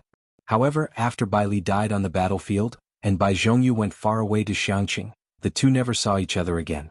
The night before Jianghu was sent off for a diplomatic marriage by Emperor Jiang, Bai Lian secretly climbed into Jianghu's palace to ask her if she wanted to escape. She remembered how her father died trapped on the battlefield without reinforcements. She remembered how Bai Zhongyu gave up the pen to join the military and went to Xianxia. She remembered how the third princess died on the plains, unable to wait for her brother to come back and pacify the grasslands. Only when Xianxia could no longer hold out and she was left alone in Xianxia, could she understand Jianghu's thoughts. Jianghu did not leave. She had no choice as it was an imperial command she could not defy. But it was also for the common people. She was Jianghu and she was also the third princess. When Qin Beixian arrived at Bai Zhongyi's tomb, wearing a military coat and black leather ankle boots, carrying a bouquet of sunflowers, what she saw was just such a scene. The girl wrapped in a white cloak, holding a cell phone standing in front of Bai Zhongyi's tomb. The way she lowered her eyes, she looked extremely similar to the only painting worshipped in the Qin family ancestral shrine. Qin Beixian felt a bit dazed.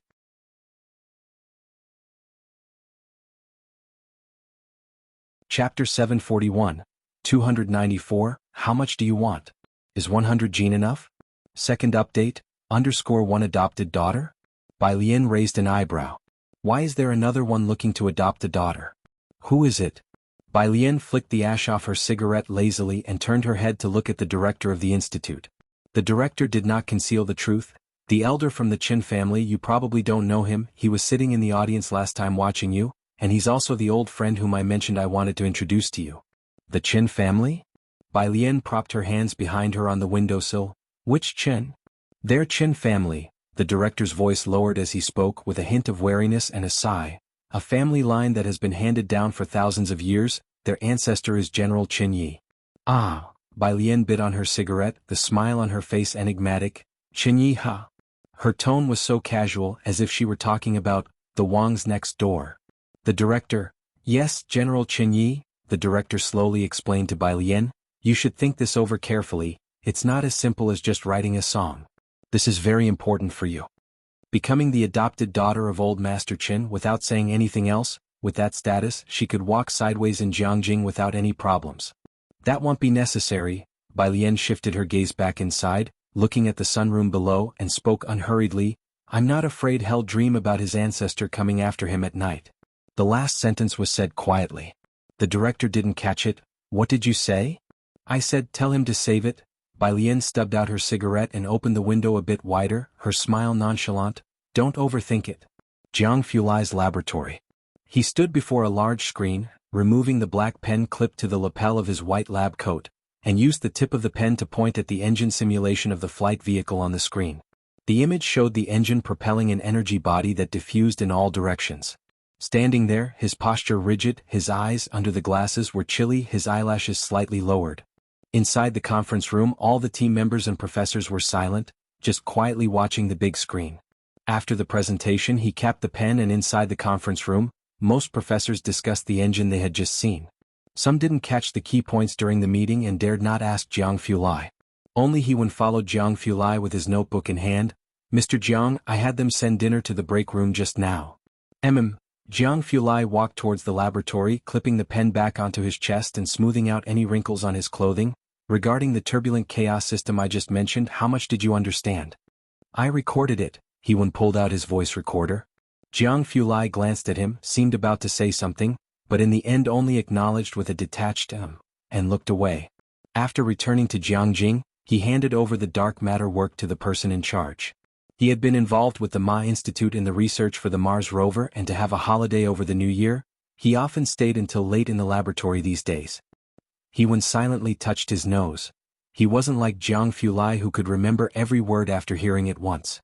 Holding the recorder, he went to the external public break room, opened the cupboard to get his phone, and while eating his boxed meal he sent a message to Bai Lian. Inside, Jianghu was still analyzing data. Next to him, a team member with paper and pen listened and cautiously wrote down the issues mentioned by Jianghu. The cell phone in his pocket lit up.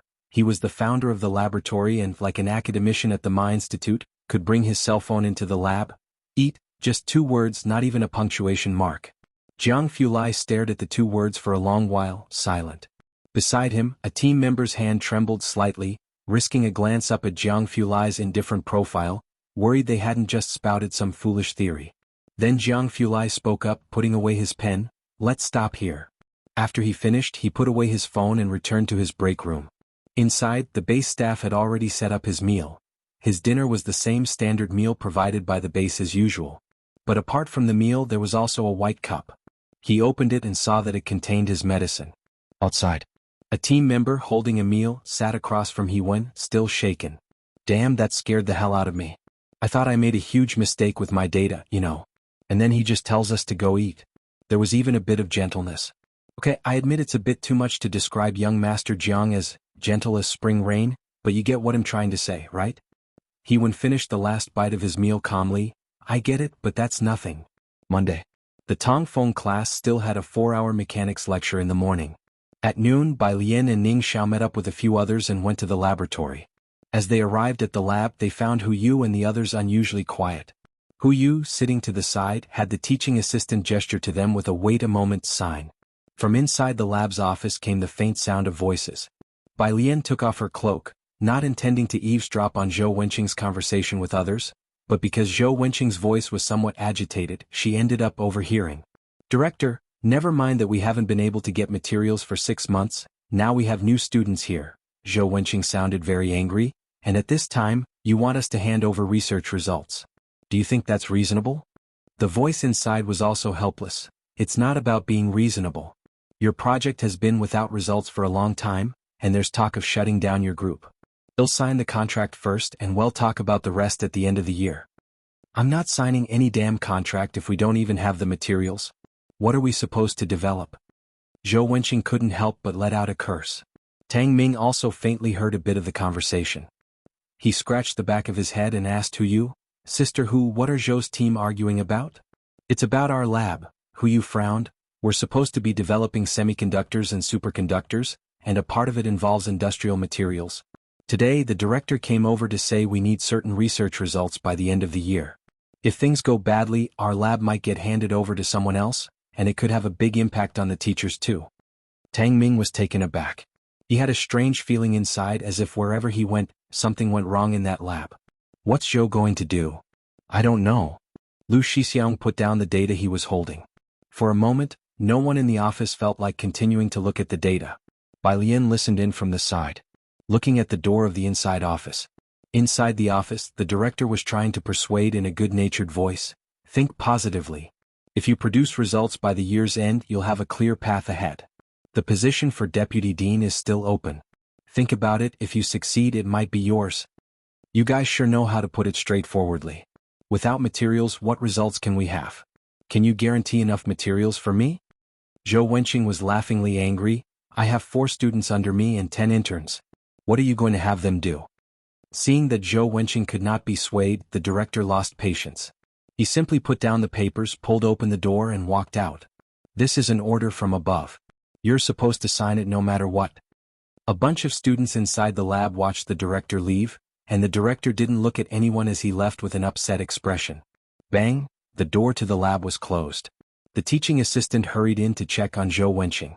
Ding Wenyang, Tang Ming and the others looked at each other, almost all turning to Bai Lian. What do we do now? Bai Lian took off her cloak without a word, just poured a cup of tea, knocked on the door and entered Zhou Wenqing's office. Inside the office, Zhou Wenqing's desk was in disarray, and the teaching assistant was comforting him. Bai student, Zhou Wenqing looked at Bai Lian's calm face and pressed his brow. You're just in time. I think you should talk to Dean Huang and consider moving to another lab. Bai Lian didn't respond to that but instead bent down to place a disposable cup in front of Zhou Wenqing, and said unhurriedly, It's okay.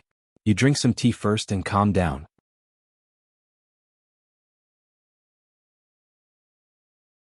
Chapter 742, 295 Labs Golden Thigh. _1 Zhou Wenqing had been researching this project for several years.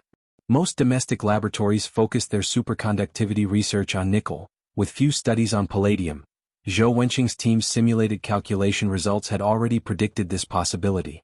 But palladium is a precious metal, and the experiment team's annual usage is regulated. Jianghu University's resources have always been among the best in domestic institutions, generously supporting various laboratories. Even palladium is allocated to them each year, but this was far from sufficient for Zhou Wenqing. Every year, he would go to Dean Huang to complain in order to ensure his team members graduated smoothly.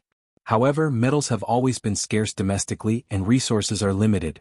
Zhou Wenqing knew that even the university president was helpless in this situation. They measured palladium usage by the gram. This was the first time someone had discussed with him using gene, caddy. It was akin to an ordinary person hearing about 1,000 gene of gold. Zhou Wenqing doubted his ears. "Bai student, what did you say?" Bai Lian's relationship with Wang Yufeng was special, not only because of the life-saving incident that night but also because of Wang's grandmother's companionship and assistance in her later years. And as for Ning Xiao, there was no need to mention.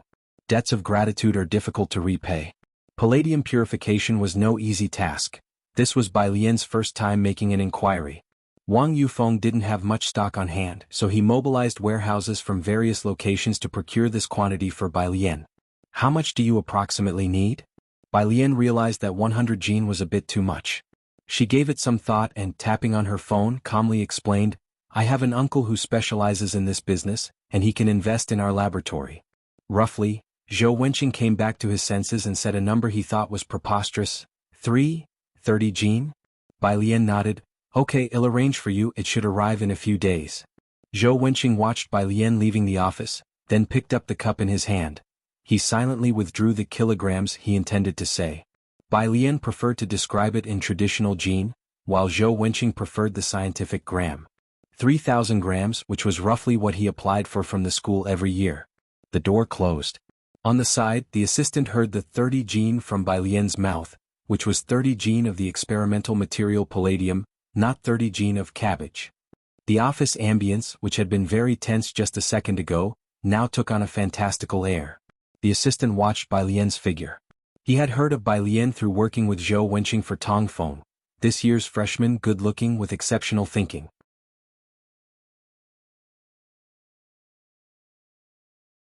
Chapter 743, 295 Labs Golden Thigh.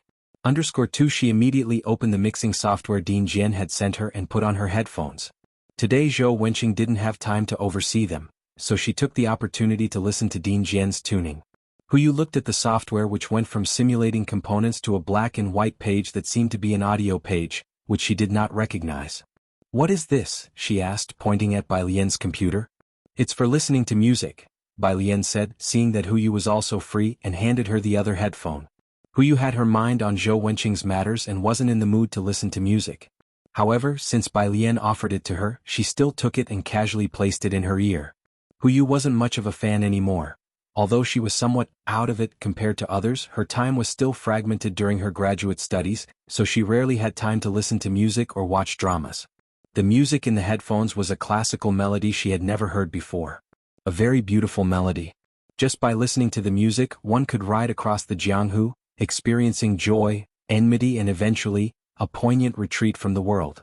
Huyu had never studied music and her sense of music was so. She couldn't make out the details and tilted her head to ask Bai Lian, "What instrument is this? Sounds so good." For a moment, her ears were filled with nothing but music. She momentarily forgot about the major incident that had just happened in the laboratory. "Kongho Xiao Yangqi Neru," Bai Lian said, her pale fingertips tapping on the table, tilting her head slowly as she spoke to Huyu, "and there's a guzheng solo coming up later." Huyu had heard of these instruments, but she did not know what they sounded like. It was the first time Huyu had heard such beautiful music and sound quality. She asked Bai Lian the name of the song. Bai Lian didn't know the name of the song either. This was a new song that emerged spontaneously after Dean Jian had finished composing Blossoms on the Tree with her, the lyrics which Bai Lian hadn't written yet, so she didn't know either. She crossed her arms, leaning lazily against the back of the chair, tilting her head. "Senior sister, do you have any thoughts after listening?" "After listening, I feel like sailing the high seas," Hu Yu sighed lightly, normally indifferent to worldly matters, happy even when called to fill a head count for academics because she could enjoy the tea break, but now she felt a rare sense of sadness. I don't know if the eldest apprentice brother can graduate next year. Only after coming to do her postgraduate studies did Hu Yu realize that academia was not so pure either. Once it involved interests, everything became very complicated. He will, Bai Lian interjected.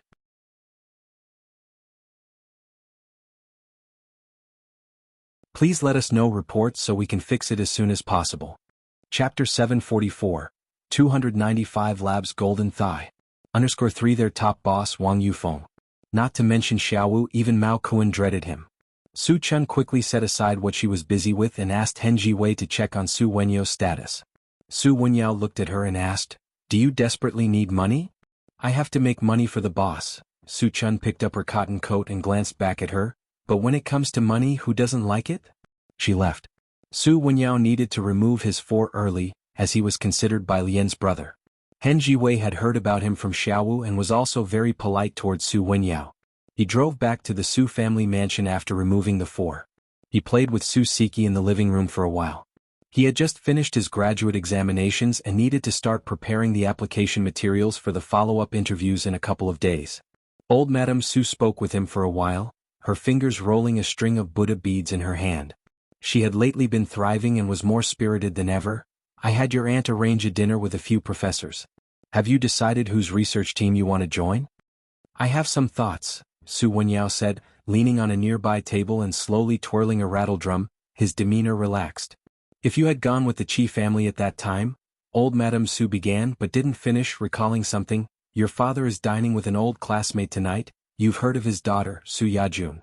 Now the Su family was gaining more influence in Yunshao district, making old Madame Su stand tall and confident in the presence of the Qi family.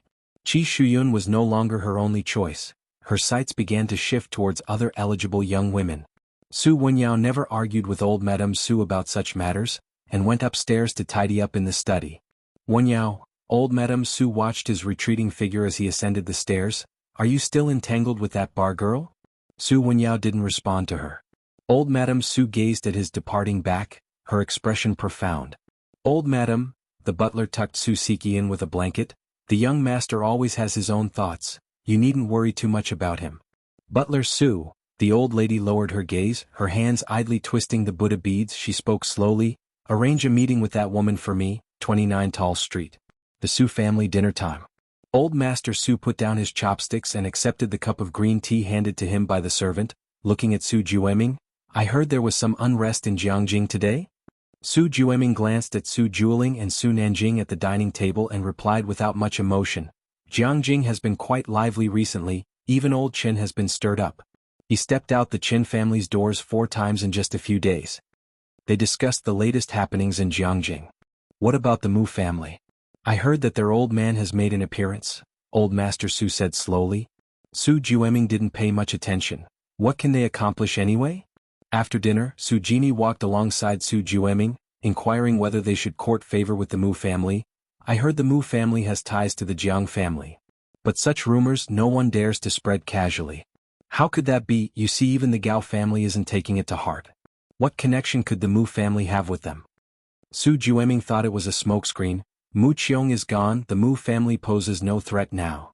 With that time, had rather strengthen communications with the Ming family and the Lung family.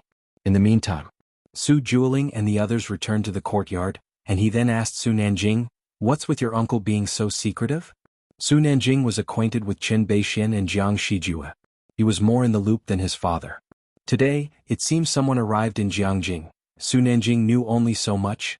"I heard from Sister Beixian that the visitor is a high-ranking member of the Dawson family." The Dawson family, the behind-the-scenes owners of the Azure Dragon Bar and proprietors of the auction house. Who exactly had come, the Qin family hadn't found out yet. But without exception, even the Qin family wanted a partnership with them. "No wonder he's being so secretive," Su Jueling contemplated. "Su Jini and their group are chummy with the Azure Dragon Bar. Beijing is indeed lively recently. What about the Mu family?" Regarding this, Su Nanjing said without a change in expression, "Take the opportunity to have tea with President Mu more often." While the two of them were discussing serious matters, Gao Yen wasn't listening. She was on the side, discussing with the Su family's butler about picking a day with good weather for Bai Lian and Gao Shu to visit the Su family and appreciate the plum blossoms, and to arrange the desserts for the occasion. Wednesday. After morning classes ended, Bai Lian didn't go to the cafeteria to eat, but instead left Jianghu University. An hour later at Qinglong Bar. At this time, the bar hadn't opened for business yet. Quite a few people were loitering at the entrance. Bai Lian got out of the car wearing a black cloak and entered through the front door. By her side, a young man who wanted to remind her that the bar wasn't open at noon was startled to see a manager-looking person respectfully coming out to welcome Bai Lian. He ended up looking up at the enormous sign of Qinglong Bar, extremely shocked. That's right. Qinglong Bar. Who is this girl? 20 minutes later, Bai Lian came out with a canvas bag in hand. Yunxiao district has always been the economic center. Today is Wednesday. Bai Xiaoqi and Song Min were in the same class, and they only had classes in the latter half of the afternoon.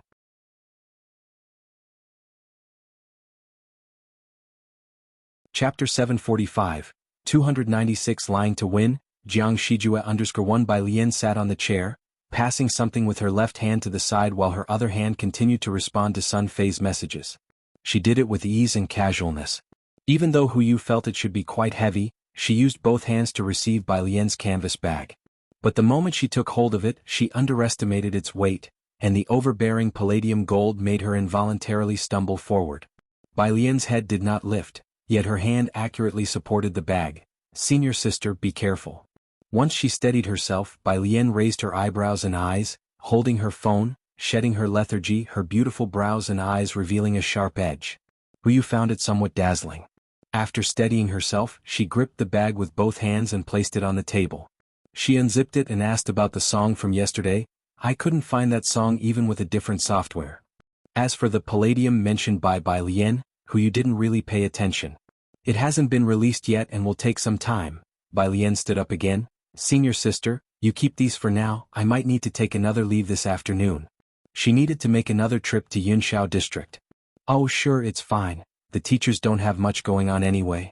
While Hu Yu pondered how she got a demo if it hadn't been released yet, she was startled by the contents of the open bag the next second. Inside were several dozen chicken egg-sized silver-white metal squares. The front was engraved with numbers and letters. 46 Palladium 106. 42 Having dealt with palladium gold for the past 2 years, Hu Yu recognized at a glance what it was. After realizing it, she quickly closed the canvas bag, concealing the palladium gold inside. Palladium gold, this is real. This was the most palladium gold Hu Yu had ever seen in the laboratory at one time. Tens, hundreds, thousands, tens of thousands, hundreds of thousands, millions. Together, these pieces of palladium gold were more extravagant than gold itself. When their laboratory obtained a kilogram, they treated it as if it were the god of wealth, let alone now with such a large bag. Senior, Hu Yu leaned on the table and looked up to find Bai Lian, but Bai Lian had already left the room. Senior brother. Now knowing what was in the bag was palladium, Hu Yu easily lifted the 30 pounds of palladium and handed it to Lu Yu, the senior brother. She earnestly instructed, this is palladium, take good care of it while I go and fetch the teacher back. The dean's office at Huang Institute. Zhou Wenqing was in the midst of a heated debate with the department head. Lu Yu is still an excellent graduate of the physics college. Dean Lin, are you making my 4 students take the fall?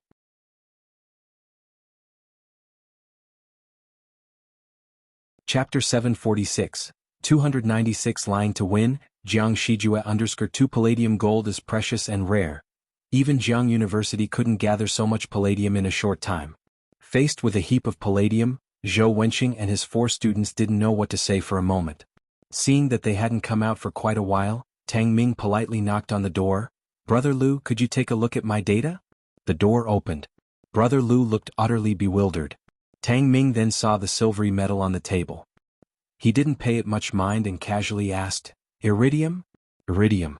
Palladium is several times more expensive than gold, and iridium is even more precious than palladium, a scarce metal in major laboratories and bases alike. Oh, Brother Lu paused, then explained, Junior, this is palladium, not iridium. The junior sister said she's giving it to our lab, but 30 pounds, that's so much. As Brother Lu spoke, the others in the office nodded in agreement. Palladium gold is essentially a precious metal that is priceless on the market. Not to mention iridium. I see, said Tang Ming, scratching the back of his head. Don't you need to conduct experiments? Mao Ji has a lot of these things at home. He raised his hand to show the iridium on his wrist. I also use it to exercise, it's very effective. Brother Lu. In the office, the others also stared at Tang Ming's wrist, speechless even after Tang Ming left with Brother Lu. Even academician Ma wouldn't dare to be so extravagant, would he? The door was closed once more. In the office, Hu Yu turned to Zhou Wenqing. Teacher, can we continue our research now? Zhou Wenqing settled back into his office chair. He had no particular intentions with these new students and certainly didn't expect to improve his performance through them, as his lab members were all quite laid back. But now, he stared at the pile of palladium on the table, absorbed in thought. He knew this year's freshmen were far from ordinary, but what kind of people were they exactly? Bai Lian, Ning Xiao, Tang Ming, not one of their surnames was familiar to him. Where did they get these things that even Jianghu University lacked? Yunxiao District. In the precinct at Sun Fei's office. In half a year, the police station had been purged once, and Sun Fei had been promoted to brigade commander. It's not easy for a woman in any industry, and Sun Fei had to be much more capable than others to stand out among many officers. Her visibility increased after the Bai Lian incident, and with this promotion her capabilities became even more prominent.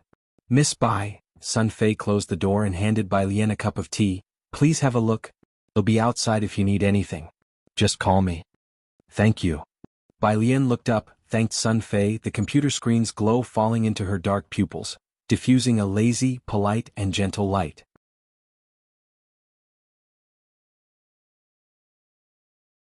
Chapter 747, 296 Lying to Win, Jianghu _3 Xianxia. After putting down the phone, Chief Physician Lu went to the Medical Affairs Department to check the medical records. The illness of Su-in was not common, and that particular case was also a classic one for the hospital. Since the patient had been hospitalized before, their electronic records were preserved. Dr. Lu had reviewed them last year and still had some memory of it. As soon as Bai Lian arrived, Chief Physician Lu sent her the patient's information and details of the illness. A black car stopped in front of the CRFS building. Bai Lian's apricot-colored embroidered shoes landed on a thin layer of snowflakes. Her cold fingertips opened the message Dr. Lu had sent, which contained an image, the patient information found by Dr. Lu, patient name, Ji Xiaorong. Bai Lian put away her phone. Jianghu was still in the underground lab. The temperature was low, so he was wearing a coat covered with a white lab coat. With fingers as pale as his coat, he held a black pen. He was methodical in whatever he did, although sometimes he could be impatient with his team members. After he finished analyzing the data for the day, he reached out to turn off the projector. Everyone in the lab was flipping through their notebooks.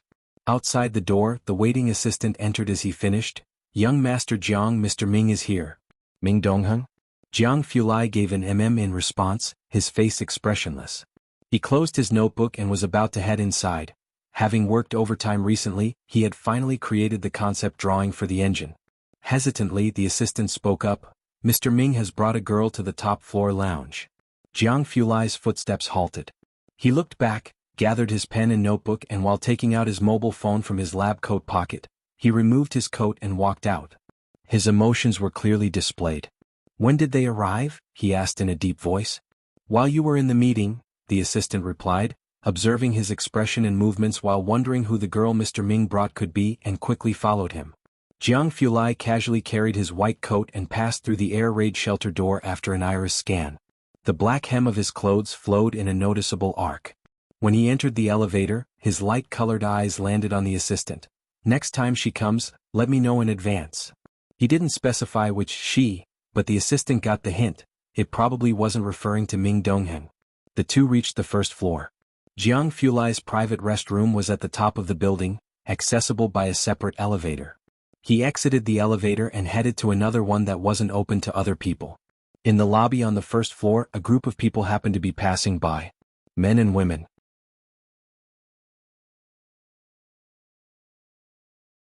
Chapter 748, 296 Lying to Win, Jianghu _4 Jiang Fulai was indifferent to the songs for Yen Lu, his long and powerful fingers resting on the armrests on both sides of the seat, casually glanced at the computer screen, and then his gaze moved to her face. She wore a celadon-colored top today, her hair was entirely pinned up with a pin that faintly emitted a purple hue, revealing a pair of dark eyebrows. Her facial features exuded a lazy scholarly air. Come and take a look. Bai Lian didn't bother with Hu Yu's flooding messages, replying with 2 words to Ding Jian. Jiang Fulai leaned over, his lips landing gently yet firmly at the corner of hers. Wait for me a bit, let's go out for dinner. He had casual wear on standby here, grabbed an outfit and went to the bathroom at the back to shower. Outside. Jiang Shijue leaned on the bar, his eyes on the door to the lounge, casually talking to Ming Dongheng lifting weights nearby. Xiaoming, is Miss Bai really in there? Answered Ming Dongheng lifting a dumbbell with one hand, his response light and unaffected. Thank heavens, after more than a year, Jiang Shijue was finally going to meet Bai Lian in person. Everyone from the Jiang family to Gao Shu's group was curious about Bai Lian's existence. Such a person had only appeared once in the Jiang family in 100 years. Without him, the Jiang family might have become as fragmented as the Mu family and gradually faded from Xinjiang district. Jiang Shijue was highly curious about who had tamed a bewitching existence like Jiang Fulai, especially after hearing Ming Dongheng's description. A milk tea with double sugar, was that something Jiang Fulai would bother to pick up with his fingers? Of course, curious as he was, Jiang Shijue had never investigated Bai Lian. Everything he knew came from what he heard from Su Nanjing's and Ming Dongheng's mouths. Will her presence be stronger than Sister Baixuan's? Jiang Shijue straightened his collar. As he was speaking, the door to the lounge was pushed open from the inside. Jiang Shijue quickly dropped his hand, standing tall outside the door, dignified with the authority of Zongxing's executive CO, hands at his sides, also displaying a polite demeanor. Beside him, Ming Dongheng, who hadn't been paying much attention to Jiang Shijue, also put down his weights. The first to come out was Jiang Fulai. He wore a black coat, speaking softly to the person behind him, holding a checkered scarf in his hand, with a white cloak casually draped over one arm. Clearly the cloak wasn't his. Jiang Shijue was taken aback at the sight and only then saw the girl behind Jiang Fulai. She was only holding a laptop, wearing a casual celadone top, white buttons done up to her neck, her eyebrows modestly lowered. She wasn't what Jiang Shijue had imagined, instead she had a subdued lazy air.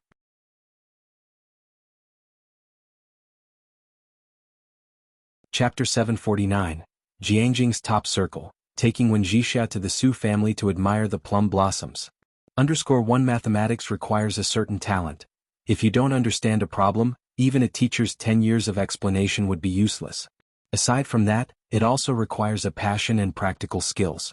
Ning Xiao had never received formal tutoring in mathematics, and yet, back in Xianxia he was already considered on par with Ren Wanxian and Chen Zhu. Later on, he joined the enhanced class and with guidance from Jiang Fulai, his long-term foundation and hard work meant that his current research on a project and direction was in no way inferior to Hu Yu. There's no need to mention Bai Lian. She had already understood the concept of integration back in Dayong, where they used A, B, C, D, instead of the simplified numbers of today. Previously, her master had only taught her about measuring land and constructing specific diagrams of riverbanks and water channels. Modern science was a powerful addition to her arsenal. Zhou Wenqing's lab had few students, and the department head had issued an ultimatum. The lab was busy recently. Senior Liu and others were researching palladium experiments, and Hu Yu was earnestly instructing her juniors in data calculation. What Bai Lian gave her were the quantum bits with different parameters that needed to be calculated. Their research focus was on superconductors, inevitably involving the consideration of quantum tunneling related to superconducting quantum computing. This was a crucial part of their project. Hu Yu planned to first familiarize her juniors with this project, but to her surprise, in just a week, Bai Lian had already given her parts of the calculated results. And then there was Ning Xiao. At this moment, Hu Yu was truly wide awake. She turned on her computer to check the material structural model provided by Ning Xiao. One bit after another. Hu Yu did not leave the lab. Instead, she took out her phone to contact Senior Liu. Senior Liu had already showered and was ready to sleep when he received Hu Yu's call. Puzzled, he asked, "Junior sister, you're not asleep yet?" "I can't sleep anymore, senior brother," Hu Yu said spiritedly as she looked at the computer. "Come over and look at the material model Ning Xiao constructed and also the quantum parameters estimated by Junior Bai. Come to the lab first and see." Previously, due to the insufficient palladium, the number of quantum bits they captured wasn't stable. The dozy Senior Liu hurriedly grabbed his coat and headed to the lab. At 3 in the morning, Senior Liu and Hu Yu finished reviewing the results achieved by Bai Lian and Ning Xiao over the past week or so. They looked at each other in astonishment.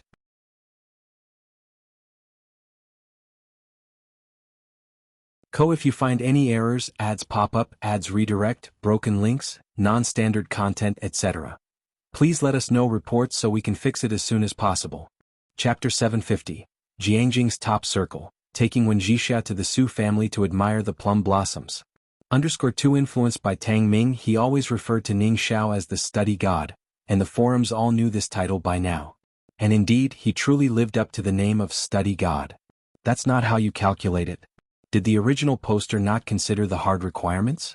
Bai Lian and Ning Xiao are certainly smart, but Gao Yuan is from the Gao family, and lately I haven't seen Bai Lian and the others much. Looking at Gao Yuan's social media, they have been continuously preparing for this year's Jianghu University Science and Research Contest, getting ready for the boss training camp. Bai Lian should be smarter than Ning Xiao, but why haven't I seen her at the preparation camp? A bit disappointing. According to incomplete statistics, the school only gave Xianxia 2 spots for the preparation camp. She probably didn't register. People on the forum were arguing noisily, with many being fans of Bai Lian, staunchly supporting her and her group.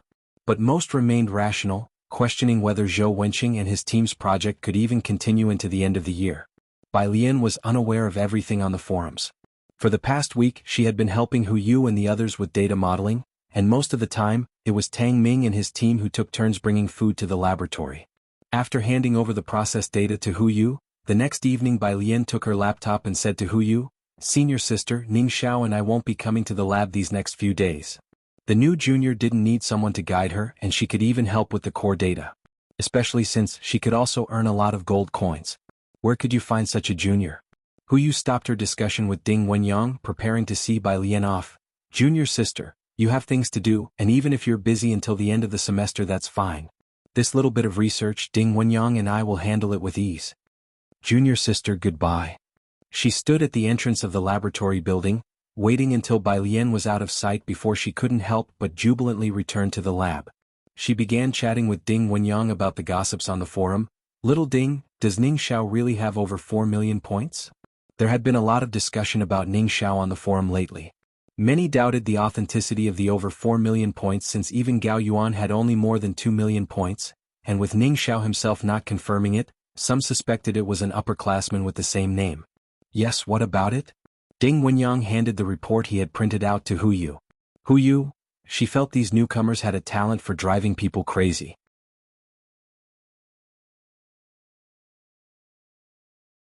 Chapter 751. Jiangjing's Top Circle, taking Xianxia to the Su family to admire the plum blossoms. _3 Bai Lian could only hand over the gift to Jianghu Lai, to pass it on for her. Both were busy, and although they were in the same city of Jiangjing, their opportunities to meet towards the year-end were even fewer than in Xianxia. Bai Lian picked up the elegant sandalwood box and sat down. The box was a bit heavy, she didn't open it immediately, but talked with Jianghu Lai about the recent laboratory work. Although Zhou Wenqing's lab was busy, the atmosphere was very good. Jianghu Lai, watching her speak energetically about the lab, didn't ask her any further questions about the lab and Ning Xiao. "I'm planning to bring a silk scarf embroidered by my grandfather for Aunt Gao," Bai Lian said while playing with the sandalwood box, telling Jianghu Lai about Gao Yan inviting her to enjoy the plum blossoms. A few days ago, Gao Yan had invited Bai Lian and Gao Shu to the Su family's plum blossom admiring event. Gao Shu was busy with the transfer of responsibilities at the drama theater, and Bai Lian had been in the lab all along, so the plum viewing had not been scheduled to date. "That'll work." Jianghu Lai had heard about this from Bai Lian long ago. "I've had Ming Dongheng prepare other items for you, you can just take them with you when the time comes."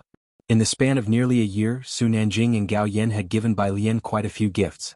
And that included the home tutor that Gao Yan had tried but failed to gift her. Bai Lian's fingertips tapped on the sandalwood box. Her phone lit up a few times. It was a message from her racing buddy. "Racing buddy, engagement on the 28th of the 12th lunar month. Racing buddy. Racing tonight." Since coming to Jiangjing, Bai Lian seldom went racing, and with the recent lab work even less so.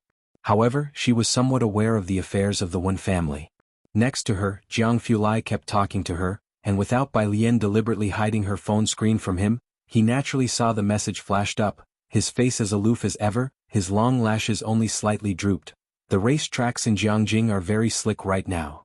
His slender fingertips closed the laptop on the table in front of them, ready to have a serious conversation with her. "I know," Bai Lian said nonchalantly, tapping on her phone. He'll bring a friend along. I'm not sure if Aunt Gao would mind. Jianghu raised an eyebrow, slowly saying, if you refrain from dangerous outdoor activities, I could move her plum garden into Shanghai apartment without a problem. Bai Lian sent a somewhat regretful message to her racing buddy. The weather is too dangerous. Would you like to admire the plum blossoms instead? Racing buddy? On the other side of the phone.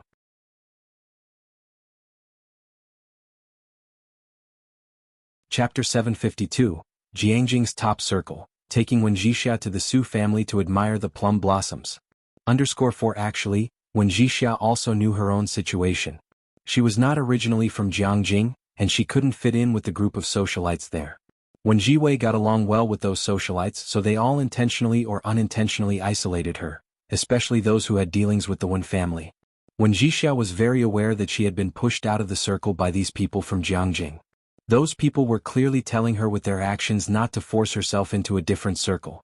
To enjoy the plum blossoms? The elderly Mrs. Wen looked at her, nodding with a smile. That's also fine. Is it the friend you met with last time? When can you invite her over to our Wen family so Grandma can meet her too? Xianxia thought about Bai Lian's current dog-like appearance and leaned back. You'll see her on the engagement day. Don't worry, you'll definitely like her. Their chat concluded. Xianxia went back up to her own room.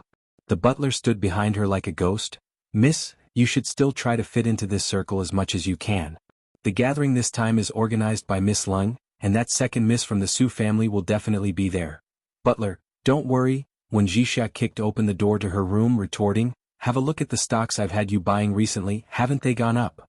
The butler paused as he looked at her composed face, naturally happy about the increase in the private funds, unable to fault Wuxia's abilities. She indeed had her own ideas, otherwise the Yu family wouldn't have taken an interest in her. After a pause, he asked again in a low voice, Miss, are you really going to enjoy the plum blossoms? Or is it street racing? Xianxia, pressing on her phone, ground her teeth and replied to Bai Lian, appreciate, whoever doesn't appreciate is a dog. She closed the door, and the butler stood outside for a while, the smile on his face disappearing as he sighed. After returning downstairs, the old Mrs. Wen also stood at the door in a daze. They both knew that Xianxia had just returned to Jianghu and had not been accepted into many circles, and it was obvious that Jiwei was also excluding her. Who is her friend? The elderly Mrs. Wen whispered softly. An alumnus from Beijing. Beijing, ha! Mrs. Wen's eyes dimmed with some regret for not bringing Xianxia back earlier, which led to the current situation. Let it be, let her have fun for a while. She won't be free for much longer. The next day. Sunday, 7 o'clock in the morning. The Su family also owned a vast estate. Gao Yan lived in the Tsufeng court located on the south side of the estate. Across an arched bridge was the neighboring plum garden.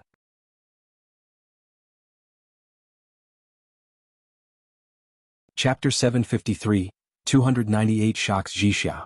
What has she done in Xianxia? First update, _1 The weekend break meant the morning traffic was light. Su family's butler had been waiting outside early in the morning.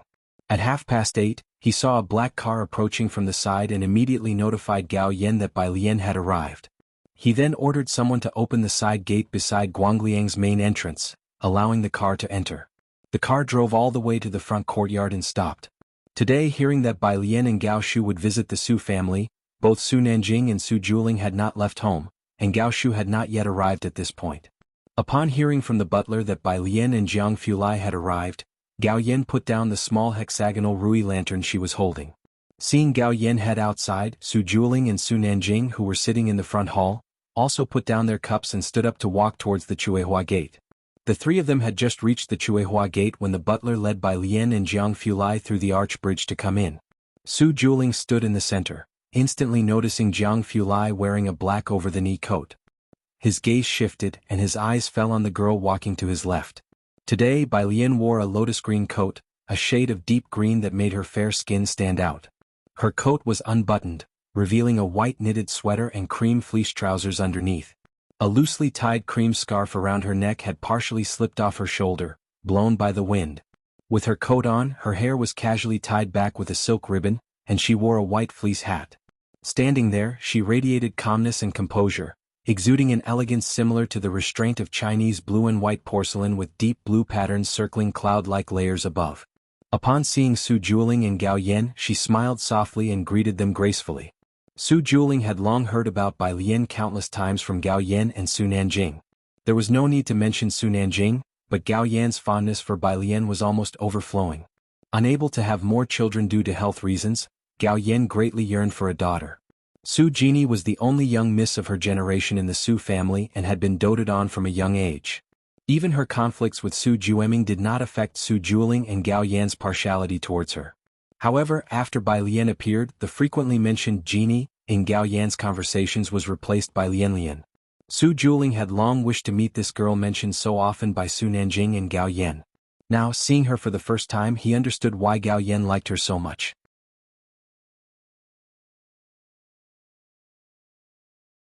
If you find any errors, ads pop up, ads redirect, broken links, non-standard content, etc.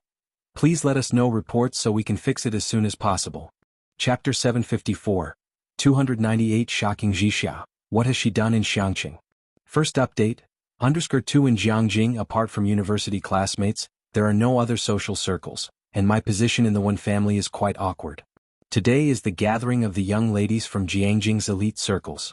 Both Miss Ming and Miss Su have been very successful in starting their businesses and have attracted many investors. Without someone to lead the way, it's hard for others in Jianghu to integrate into this circle. 29 Tall Street. Does Wen Xianxia know someone from Tall Street? Thinking this, the driver headed to Tall Street, a road with hardly any private cars with gardens to the rear. Number 29 is a bright and grand gate. Simple and massive, it exudes an imposing aura. The driver parked the car tremulously at the gate, not daring to get out and open the door, merely glancing back. Miss, are you sure this is the place? Wen Xianxia had been playing games up until now, finally taking in the destination. She glanced outside, tapped to the main page and opened WeChat to send a message to Bai Lian. Did you send the wrong address? How did the plum viewing bring us to someone else's home? Just after Wen Xianxia sent the message, when she arrived at the gate, a woman known as Lan's mother approached. Are you Miss Wen? I'm here to take you to Xiufeng Court. Just call me Lan's mother. Lan's mother, who took care of Gao Yan's daily needs, stood with a straight back, conducting herself in a manner not found in common people.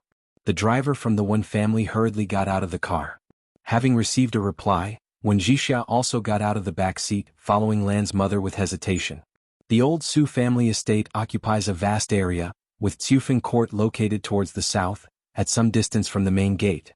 Lan's mother didn't lead Wen Xianxia along the main path. Instead, they skirted around via the gallery bridges. They passed Yuansui Pavilion, quickly reaching Xiufeng Court. Xiufeng Court. Gao Shu had just arrived not long ago and was sitting in the front hall with Jianghu Lai and Su Nanjing warming up. The indoor heating kept the room warm, and through the lattice windows, one could see the warm pavilion outside. Bai Lian and Gao Yan were sitting on the edge of a serpentine railing, beneath which flowed a stream with fish visible beneath the ice-free water. When Lan's mother brought Wen Xianxia over, Bai Lian had her arm lazily propped up on the railing, holding a box of fish feed. She was the epitome of leisurely contentment. Upon seeing Wen Xianxia, Bai Lian lazily raised her hand in greeting, introducing her to Gao Yan. My friend, Wen Xianxia. Today, Wen Xianxia wore a satin gown with a white fox fur coat draped over it, showcasing a certain ladylike charm.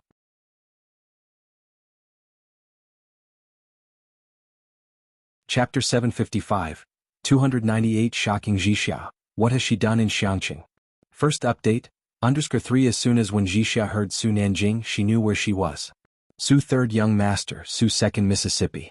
These two were names Wen Xianxia often heard within the Wen family, and she was as familiar with them as if they had been thundering in her ears. Upon reflection, the only estate that could have such an expansive land in this area, after counting them on her fingers, was the Su family that the old lady often spoke of. The illustrious and prestigious family in Jianghu which the Wen family and the Yu family both wanted to establish ties with. Wen Jiwei was attending a gathering today that included the Su second Mississippi. This was also one of the reasons why the old Madame Wen wanted Wen Jiwei to bring Wen Xianxia along. But, how was Bai Lian connected to the Su family? From the looks of it, she and Su Nanjing seemed to be quite familiar with each other. What had her friend been doing over the past year? Su third young master, I am Wen Xianxia. Despite the shock in her heart, Wen Xianxia formally introduced herself. Tang Ming and Pu Xiaohan were casual to a fault, often addressing Su Nanjing as a brother, while Yang Lin was always one to interact solely with Bai Lian and not bother with anyone else, even when facing Jianghu Lai. This was the first of Bai Lian's friends to address him in such a manner. Upon hearing this, Su Nanjing knew right away that Wuxia was likely someone from the same circles. He chuckled, "Miss Wen can just call me Su Third. I am older than you, so you may also call me Third Brother." If Bai Lian brought her to the Su family and even personally accompanied her to admire the plum blossoms for an entire morning, Su Nanjing figured, not even Jianghu would receive such treatment from Bai Lian. He led the way in front and, listening to Bai Lian speaks to Wuxia in an unhurried tone, thought his mother might be able to achieve her goal through indirect means. Bai Lian was unwilling to become her goddaughter, but perhaps someone else could take that place. The dining venue was in a side hall of Tsufeng Court. Jianghu was casually chatting with Su Juling. He knew Bai Lian wanted to talk to her friend and hadn't disturbed her all morning. Now, when he saw her coming in with Su Nanjing, he reached out to pull back a chair beside him. Bai Lian approached the chair and introduced her, "Wuxia, the one I've mentioned to you." She rarely introduced anyone formally. When Director Jian went to Xianxia, Bai Lian merely gave a casual introduction. Jianghu took a second look at Wuxia and stood up.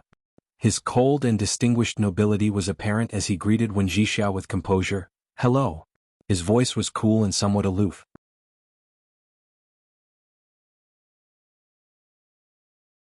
Chapter 756. The bustling Jiangjing Palladium sent by Mao Kuan, second update, _1 Kangyu Tower, a renowned old brand establishment in Jiangjing. The desserts are limited in supply, and takeout is not allowed, the main draw being their exquisite nature. It's also not easy to make a reservation. Madame Wen had been there a few times and was deeply impressed with the place. Hearing they were Kangyu Tower's desserts, Madame Wen looked down and examined them closely, squinting her eyes. It was difficult to duplicate Kangyu Tower's desserts, especially such realistic sugar fondant plum blossoms. There weren't many in Jiangjing skilled enough to create them. Madame Wen recognized at a glance that these were indeed Kangyu Tower's desserts, and ones only available to VIP guests at that. Her spirits lifted. She observed the desserts brought back to the Wen family home and immediately sat up straight. "Go call Xiaohen over." Xiaohen, the driver who had taken Wuxia out today. The Su family. Not long after Wuxia left, Bai Lian also returned. Su Nanjing followed onto the car, going to check on the apartment's renovations. Su Juling said goodbye to them with Gao Yan, waiting until everyone had left. It was then that he spoke to Gao Yan, unable to restrain his admiration. "Is Miss Bai really from Xianxia? Her manner of speaking and her poise really don't seem like it." "Her family is from Beijing City." Gao Yan walked beside him towards the gallery bridge and hearing him laughed. "She is this year's top scorer in the college entrance examination, even surpassing the one from the Liang family." Su Juling had only just heard of this. Sometimes at dinner parties he had heard a sentence or two about someone smarter than the Liang family, but like most people he hadn't paid much attention.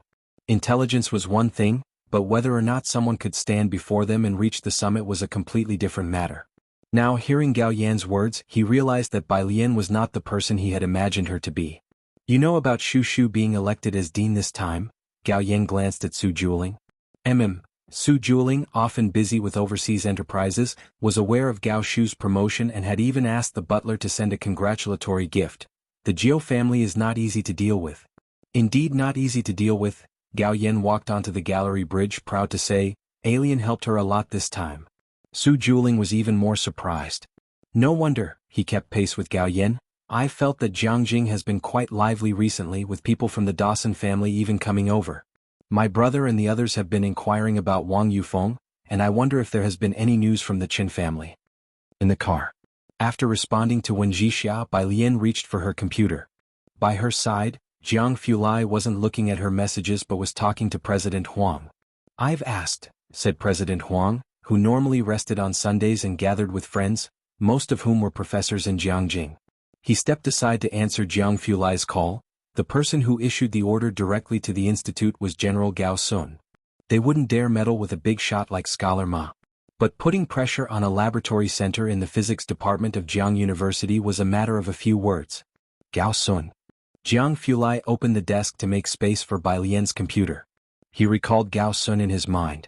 Jianghu didn't care much for the Gao family, but he remembered Gao Sun very well, a cousin of Gao Yi who, due to family connections, had risen quickly at headquarters. Jianghu had a degree of tolerance for the Gao family. But not much, and it was all based on the condition they did not cross a certain line. The proposal you made to the professor to select one person by the end of the year to join his laboratory, that news couldn't possibly be hidden from the Gao family, said President Huang, unsurprised. Little junior sister, you are also aware of her capabilities. Without stirring up some trouble, how would Gao Yuan have a chance? This makes things difficult for Professor Zhou being forced to deliver results prematurely, and at the end of the day it's somewhat related to you. Jianghu Lai tilted his head to look at Bai Lian. Bai Lian had already turned on her computer. She and Ning Xiao hadn't gone to Zhou Wenqing's laboratory today. Hu sent her an email in the morning. It was about 4 pages of newly captured experimental data. Bai Lian was very skilled at processing this kind of data. Even Zhou Wenqing had been marveling these past few days that a student with Bai Lian's talent might not appear even once in 100 years, and his laboratory was lucky to have stumbled upon her. Jianghu Lai knew that Ning Xiao was working on new materials for purification, and the data on Bai Lian's computer seemed unrelated to plasma. He guessed that it must be research from Zhou Wenqing's laboratory. Bai Lian, no matter what she was doing, always seemed calm and composed. Jianghu Lai wasn't quite sure whether Zhou Wenqing was in any trouble, but seeing Bai Lian's demeanor, he reckoned that Zhou Wenqing and Bai Lian could manage without his concern. The problem he needed to resolve was with the Gao family. Jianghu Lai said to Dean Huang at a leisurely pace, I understand. Though his tone remained cool and detached, a trace of danger could always be heard in his voice, causing Su Nanjing, who was in the passenger seat, to reach out and rub the goosebumps on her arm. On the other side of the phone, Dean Huang hung up and, judging from Jianghu Lai's tone, chuckled to himself. Upon arriving at Shanghai apartment, Bai Lian returned to the study in room 303 and continued to process the data.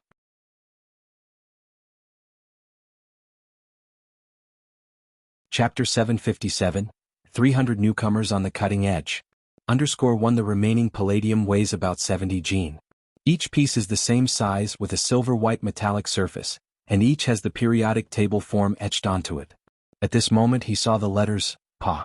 He didn't realize which element it was, only looking at the numbers 46, 106, 42 and guessing it to be a metal from the periodic table. They were laid out very neatly. Su Nanjing reached out and took a piece in his hand, playing with it as he read the word etched below. Palladium, guardian deity? The mirror-like reflection made Pu Xiaohan turn her head and squint, recognizing the 2 letters. This is palladium. Palladium? Su Nanjing and Ming Dongheng had special training in high school. From the 1st to the 3rd year, after muddling through, he finally broke free from those studies and dove headfirst into the financial industry in college with Jiang Shijue, keeping away from physics and chemistry. He had long left behind satellite angular velocity periods and these chemical elements in his memory. Under the Su family, multiple industries were covered, the most important being heavy industry involvement with Zhongxing Group, which included several state-level labs, and Su Nanjing had been negotiating material resources with exporters from various countries over the last 2 years. Palladium sounded vaguely familiar in his ears, but not as familiar as uranium. What did Bai Lian want so much metal for? Su Nanjing closed the lid, somewhat puzzled. Ming Dongheng came down from upstairs, placing the fruit Jiheng had asked him to bring on the table. Seeing the paper box that was unwrapped in the middle of the hall, he bent down and deftly moved it outside. Xiaoming, it's a bit heavy. Su Nanjing stood in front of the box, and as he saw Ming Dongheng moving it, he barely got out the letter for heavy. Ming Dongheng then bent down and picked up the paper box as if it were a feather in his hands. He seemed even more effortless than the young man at the front door earlier. Su Nanjing. He was silent for a moment, then took 2 steps back and called for Pu Xiaohan to go upstairs to look at the newly decorated rooms. Influenced by Bai Lian over the past 6 months, Su Nanjing chose a Chinese-style decor. The pure white ceiling of the great hall featured wooden beams, and the mahogany corner flowers were simple and elegant. The restraint and quality of Chinese style were fully highlighted. She turned around in a circle, then turned back to ask Su Nanjing, Big brother, can I come over next time to get some materials? Sure, Xiaohan, come anytime, Su Nanjing said with his hand in his pocket, casually observing the decor. The code is 6666. Everybody called each other what they pleased. After all, it didn't matter much for seniority. The postgraduate entrance exams had ended.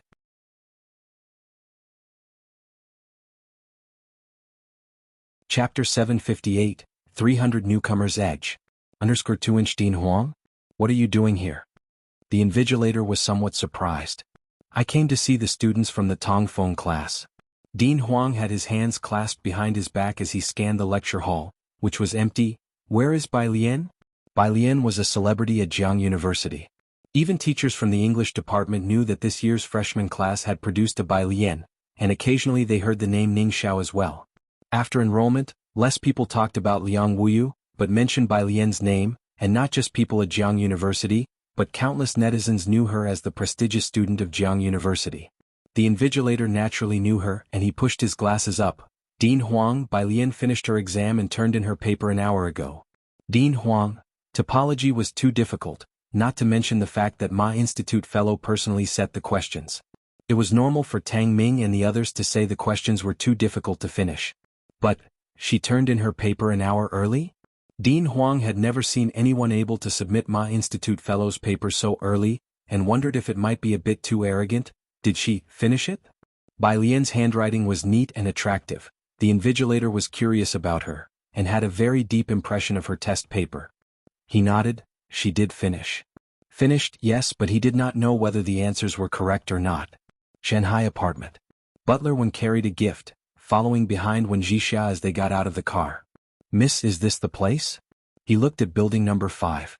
When Zhixia looked down at her phone, confirmed the address, and since the address Bai Lian gave this time was very normal, she breathed a sigh of relief and led Butler Wen inside. Butler Wen glanced back. What's wrong? When Zhixia walked up the steps. Nothing. Butler Wen shook his head, merely thinking that the person who had just been cleaning the trash had a lot of presents. The two of them knocked on the door of room 103. At room 103, the door was opened by Lance, who was holding a white jade chess piece, and greeted Butler Wen, "And I how?" Then he returned to playing chess with Jianghu beside the glass door. Bai Lian had no exams in the afternoon.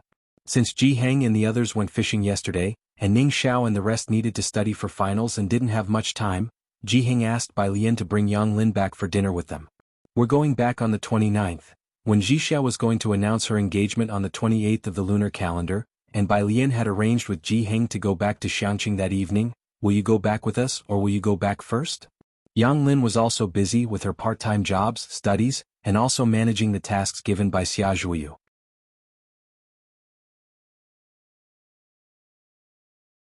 Chapter 759, 300 Newcomers on the Edge.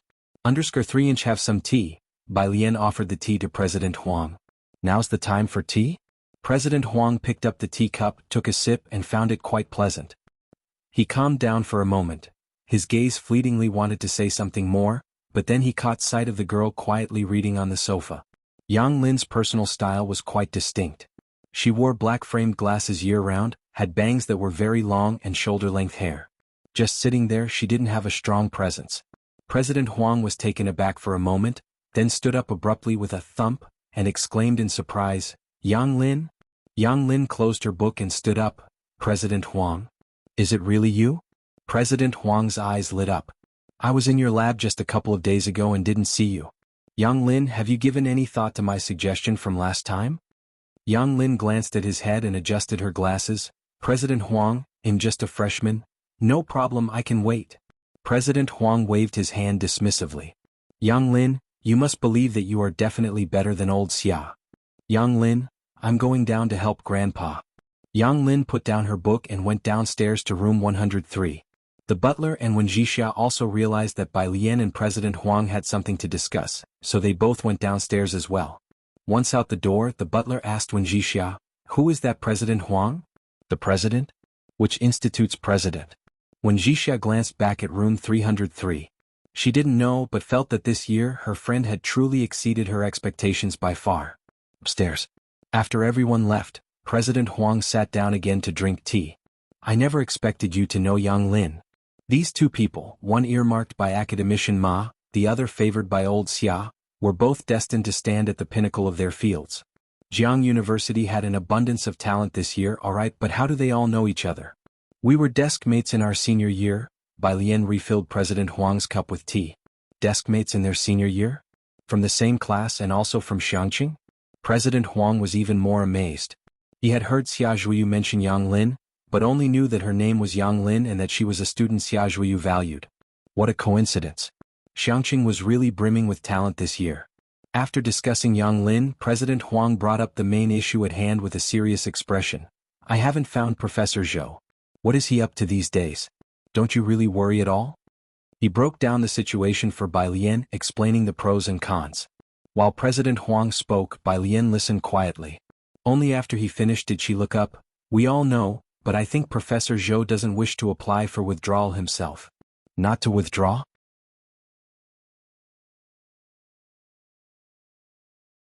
Chapter 760, 300 New Talents Sharp Edge.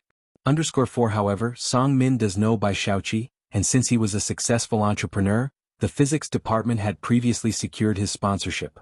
They let both of them in without obstruction. Basically, all the professors from the physics department who were on campus had arrived. Dean Huang was sitting in the first row with his notebook in hand. Beside him, familiar people were inquiring Dean Huang about Zhou Wenqing's situation, but Dean Huang didn't speak right away. When Bai Lian and Ning Xiao arrived, the front row seats were already filled with various professors and mentors, and behind them were students brought by other teachers. Hen Shuyan and Su Yuanjun were among them. These two had been ordered by Sun Fu to return home, and this past month hadn't been easy for them, especially since their delay in graduation was a certainty.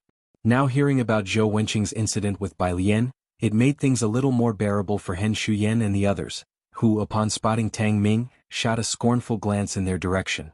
With Zhou Wenqing's lab gone, it was true no one would take in Bai Lian and the others. Their fate wouldn't be much different. 8 o'clock. Zhou Wenqing still hadn't arrived.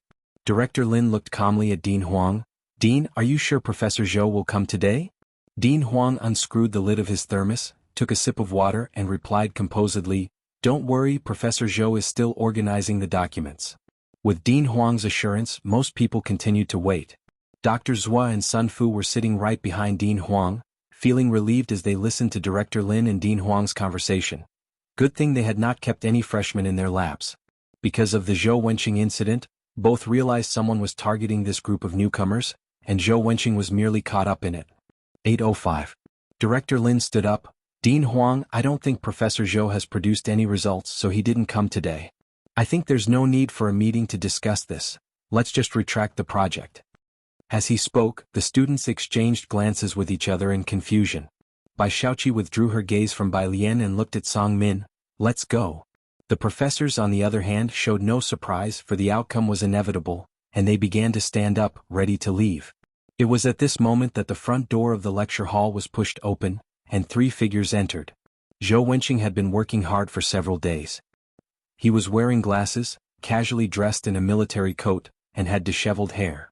Still quite composed, he approached the podium, placed his documents down. "Sorry for being late, I was guiding them in uploading data to Nature." By his side, Hu Yu bent down, plugged in the USB drive and started the computer.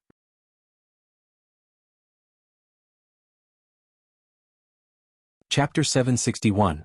Jianghu leads the team with a crushing score of 1. Jianghu University's graduate and doctoral training programs require published papers as a prerequisite for graduation. These are not only important academic achievements for the students, representing their personal abilities, but also mediums for international academic exchanges, enhancing their academic competitiveness. The project led by Zhou Wenqing wasn't too difficult, but it had a long cycle, and the materials were very difficult to acquire. After April, the experiment had made almost no progress. On stage, Hu Yu broke from her usual leisurely demeanor, introducing their research to all the teachers and students present with great composure. "We're continuously optimizing the material properties, increasing the critical temperature and critical magnetic field." Dean Huang sat in the front row, grasping his hands tightly. Finally, he relaxed and his tense body eased upon seeing the research results from Zhou Wenqing's lab. Next to him, however, Dean Lin was extremely puzzled. As the head of the department, he knew better than anyone that Zhou Wenqing's lab was out of experimental materials. He stared intently at the content on the slides, and although everyone present had different research interests, they could understand what Hu Yu was talking about. Nobody left during the 1.5-hour presentation. Zhou Wenqing didn't sit down but stood to one side with his hands behind his back, watching Hu Yu present on the stage, occasionally turning his head to look back at Bai Lian and the other new students. "Thank you, teachers and classmates," Hu Yu said after finishing the presentation. The lecture hall quieted for a moment, then the next second, it erupted into warm applause. Before today, the university town's forums had been buzzing with anticipation for this event. Before Hu Yu and Zhou Wenqing's arrival, nobody could have imagined their lab would indeed achieve interim results ahead of schedule. This was also a breakthrough research for Jianghu University's superconductivity project. Dean Huang, looking at Zhou Wenqing and Hu Yu's group, grabbed his coat and spoke with a calm and steady presence. Professor Zhou, I will request to the president that you accompany me to the summit in Ji City. At Ji City's academic summit, Jianghu University's leading participants each year were the deans of various colleges, who would bring outstanding students along. Dean Huang's statement at this moment represented his stance. The position of vice dean of the physics department had been vacant for half a year, and this year they were ready to promote someone to step up. The presidents and deans of Jianghu University don't come out of nowhere. Most are graduates of the university itself. Zhou Wenqing met this criterion, and with Dean Huang's statement, it was virtually decided.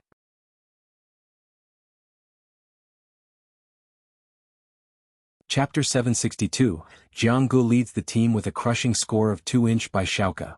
Doctors will placed a pen in his notebook, returning to his senses, and inquired of Bai Xiaoka, "You said that those new students all come from Xianxia?" "Yes, that Bai Lian is my younger half-sister from the same father." Doctors Wu didn't say anything further. He knew that Bai Shuk's information was incorrect. This year's freshmen only Bai Lian and Ning Xiao were well known, even overshadowing Liang Wei's prominence.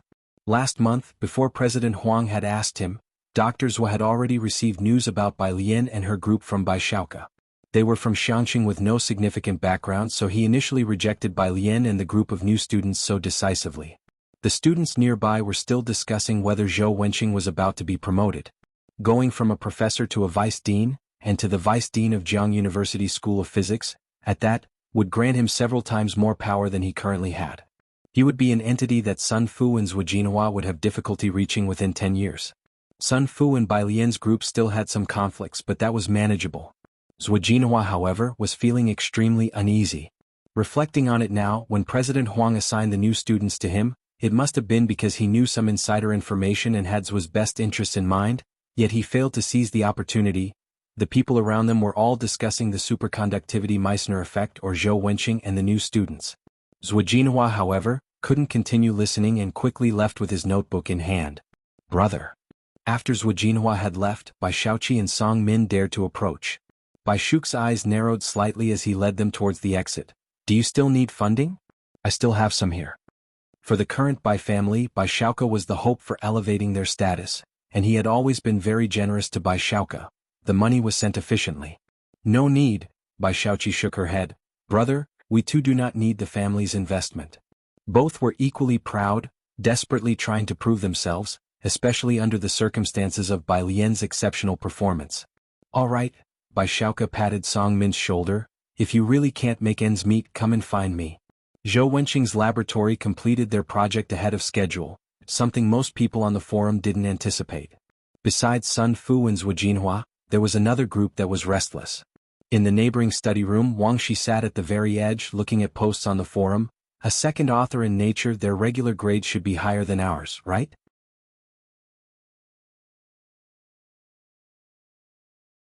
Chapter 763, Jianghu leads the team with a crushing score of 3. Xiao Bingwen withdrew his gaze from Zhang Xiai's and Tang Ming, lowering his voice. There's quite a bit of pressure here. Not to mention Bai Lian, just the topic of how fast some small object slid to a distance L that Tang Ming and Zhang Xiai's were discussing. Xiao Bingwen had long since forgotten.